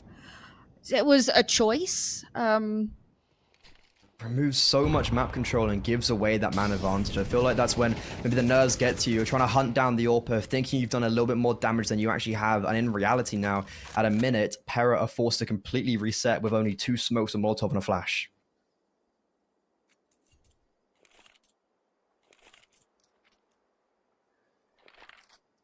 Both teams very limited on utility, actually. Oh! It's a good swing, but it's instantly traded. 1 for 1, back and forth, very much like how these rounds have gone. No one getting a clear advantage over the other. Bomb moving over towards the B site is not the worst decision, but unfortunately it is the site with 2 players. However, if they can get a nice kill on the entry, not only does that give them the advantage, it gives them the site, and the rotation could take a while to come through from Panics. Great This is smoke. the perfect opportunity. That smoke completely cancels them out. There's nothing they can do to disrupt this bomb going down. Oh, nope, I stand corrected. JK? The nade comes in, but it's all so discombobulated. Goody just runs through. Never mind, I stand corrected. That one singular grenade and heroics from Goody allows alternate attacks to win another round where they started off with a man disadvantage. Absolutely, ate your words there, yes. Alternate attacks, they held on to a little bit of that utility and to great effect, and this is why it's so important. So often you'll see, particularly a CT-sided team, that just like tosses out damn near all of their util early on in the round, and then they have nothing for a potential retake. It's great to see that they did hold on to that. The HE, the molly, everything that they needed to deny the plant and to ultimately win themselves that round. 1 for 1, once again, evened out scoreline, and it's still very much anyone's game. Yeah, no, it's something very interesting. Alexi B was talking about in an interview, was saying how people will be holding onto their grenades a lot later to try, you know, make plants uncomfortable, blow smokes when people are ninja diffusing, or exactly like that. Smoke comes in that realistically should have cut away the round and should have allowed for the bomb to go down, but in reality, it actually allowed Goody to propel himself forward, and it caught Pera completely off guard, and now the AWPs sing out. Both sides secure a opening kill, 4 versus 4, but it's the rival for Aaron that gives his team the advantage. But these AWPs are just unrelenting. There's so much, there's smokes everywhere, there's Molotovs everywhere, but Panic is still able to acquire a sight line. And now Pera, what do? They seem to have committed over towards this B bomb site, and the bomb seems to be following in pursuit. Perk's in a great position to rotate when necessary, but Freeze will do it all by himself, drives by Aaron, and with 45 seconds and another re-smoke towards B main, Pera, if they catch Perks with here, they could go back towards A, and that might be exactly what they do. That wide swing from Freeze was immaculate. But now they stall out. Now they don't quite know what to expect. A little bit of a lean over towards A from alternate attacks. Expecting a potential rotate over, but instead, Pera just going to commit to B. Tap the bomb. Wait to see if somebody peeks out. Oh, the shot does not connect, but now his position's known. And as he peeks again, Poria is waiting in the wings. It's all down to Freeze. Does a little bit of damage onto MSN. MSN trying to bait him out into the open. Eventually he will take the bait, but he's being careful about it. Knows MSN's position. He suspects where Poria is going to be. And yes, there he is, but he cannot connect the shots in a meaningful way. Poria with 1 HP will confirm the round for Pera. Once again, a series point for Pera. Bit of overextension from Panics in that last round. On my first thought, I was like, that's a massive misplay. Why is he overpeaked? On my second thought of thinking is to try bait in for Freeze on that on that lurk. He's trying to make noise. He's trying to draw attention away from Cave, but the issue is he peeks too aggressively and with a little bit too much confidence, reveals himself too much, and Poya rocks off his head. On top of that, Perks on that lurk could have just held behind and could have just held for their, if they do fall back, but instead he goes too far forward, and now look at this. A nuke lands on both DGL and Emerson's head, and on top of that, Pax is able to acquire the opening frag, but there's so much pace, there's so many numbers. Pera, they're looking to overwhelm this A bomb site for the final round. They've got the man advantage, but the rotations are surging in. Look at Camion there, normally in the entry position, is actually lurking towards middle. He could be the difference maker. It's a lumbered fight in middle, and on top of that, Poya goes doubling down towards the A bomb site, and in a blink of an eye, Pera take 19, and alternate attacks fall after having an original 9-3 advantage after that first half. Absolutely ridiculous tenacity coming through from Pera. Very, very impressed with how they were able to bring that back and how they continued to go toe-to-toe. There were a few moments where we thought their mental might break, particularly after that one round, that one Molotov, and yet they continued. They pushed on, they kept going, and it has paid off in their favor. They will confirm themselves. They already were confirmed, but they get that little bit of an extra feather in their cap for being in the top 4. And I mean, they could top out the group. I'm not too sure how the guild game has gone. Nope, they're 13-7 Sampi. So okay, it's a bit of a tied scoreline in the top 2 department there, but we should have our top 4, I believe, if HLTV is correct in their calculations. It did come down to the head-to-head, and it looks like we'll be saying goodbye to Sampi and Rebels, not by Perio. I think so. I'm really not like, I don't want to say it for sure. Like, I think, I really think, because if it's round difference, then I think Sampi win. But if it's head-to-head, alternate Attax win, and I honestly have no idea. And I actually can't say for certain. Liquipedia and HTV seem to say that this is the consensus, so I'm going to go with that. And I'm going to say goodbye to Rose and Sampi. And Viperio, I don't know what they woke up and did today, but they just turned up the heat. They lost. They turned on their monitors. Yeah, they turned on their monitors. They lost 6 rounds today. And I guess that's what happens when you actually win a pistol round, because they didn't win any pistol rounds at all yesterday. And I think today, double checking, they won all their pistol rounds. So, guys, MR12 and the state of economy, that's what happens with pistol rounds. Yes, and, well, with the ending of that and finding out who our top 4 of that, top 4 are, that of course brings us to the end of our broadcast as well. Playoffs will be kicking off tomorrow, and you'll get to see your top 4 teams fighting it out for that coveted spot at the EPL. From myself and from Freddie, thank you so much, guys, for tuning in. Thank you for hanging out with us. Remember to come watch the playoffs. Have a wonderful evening, and we'll see you all soon.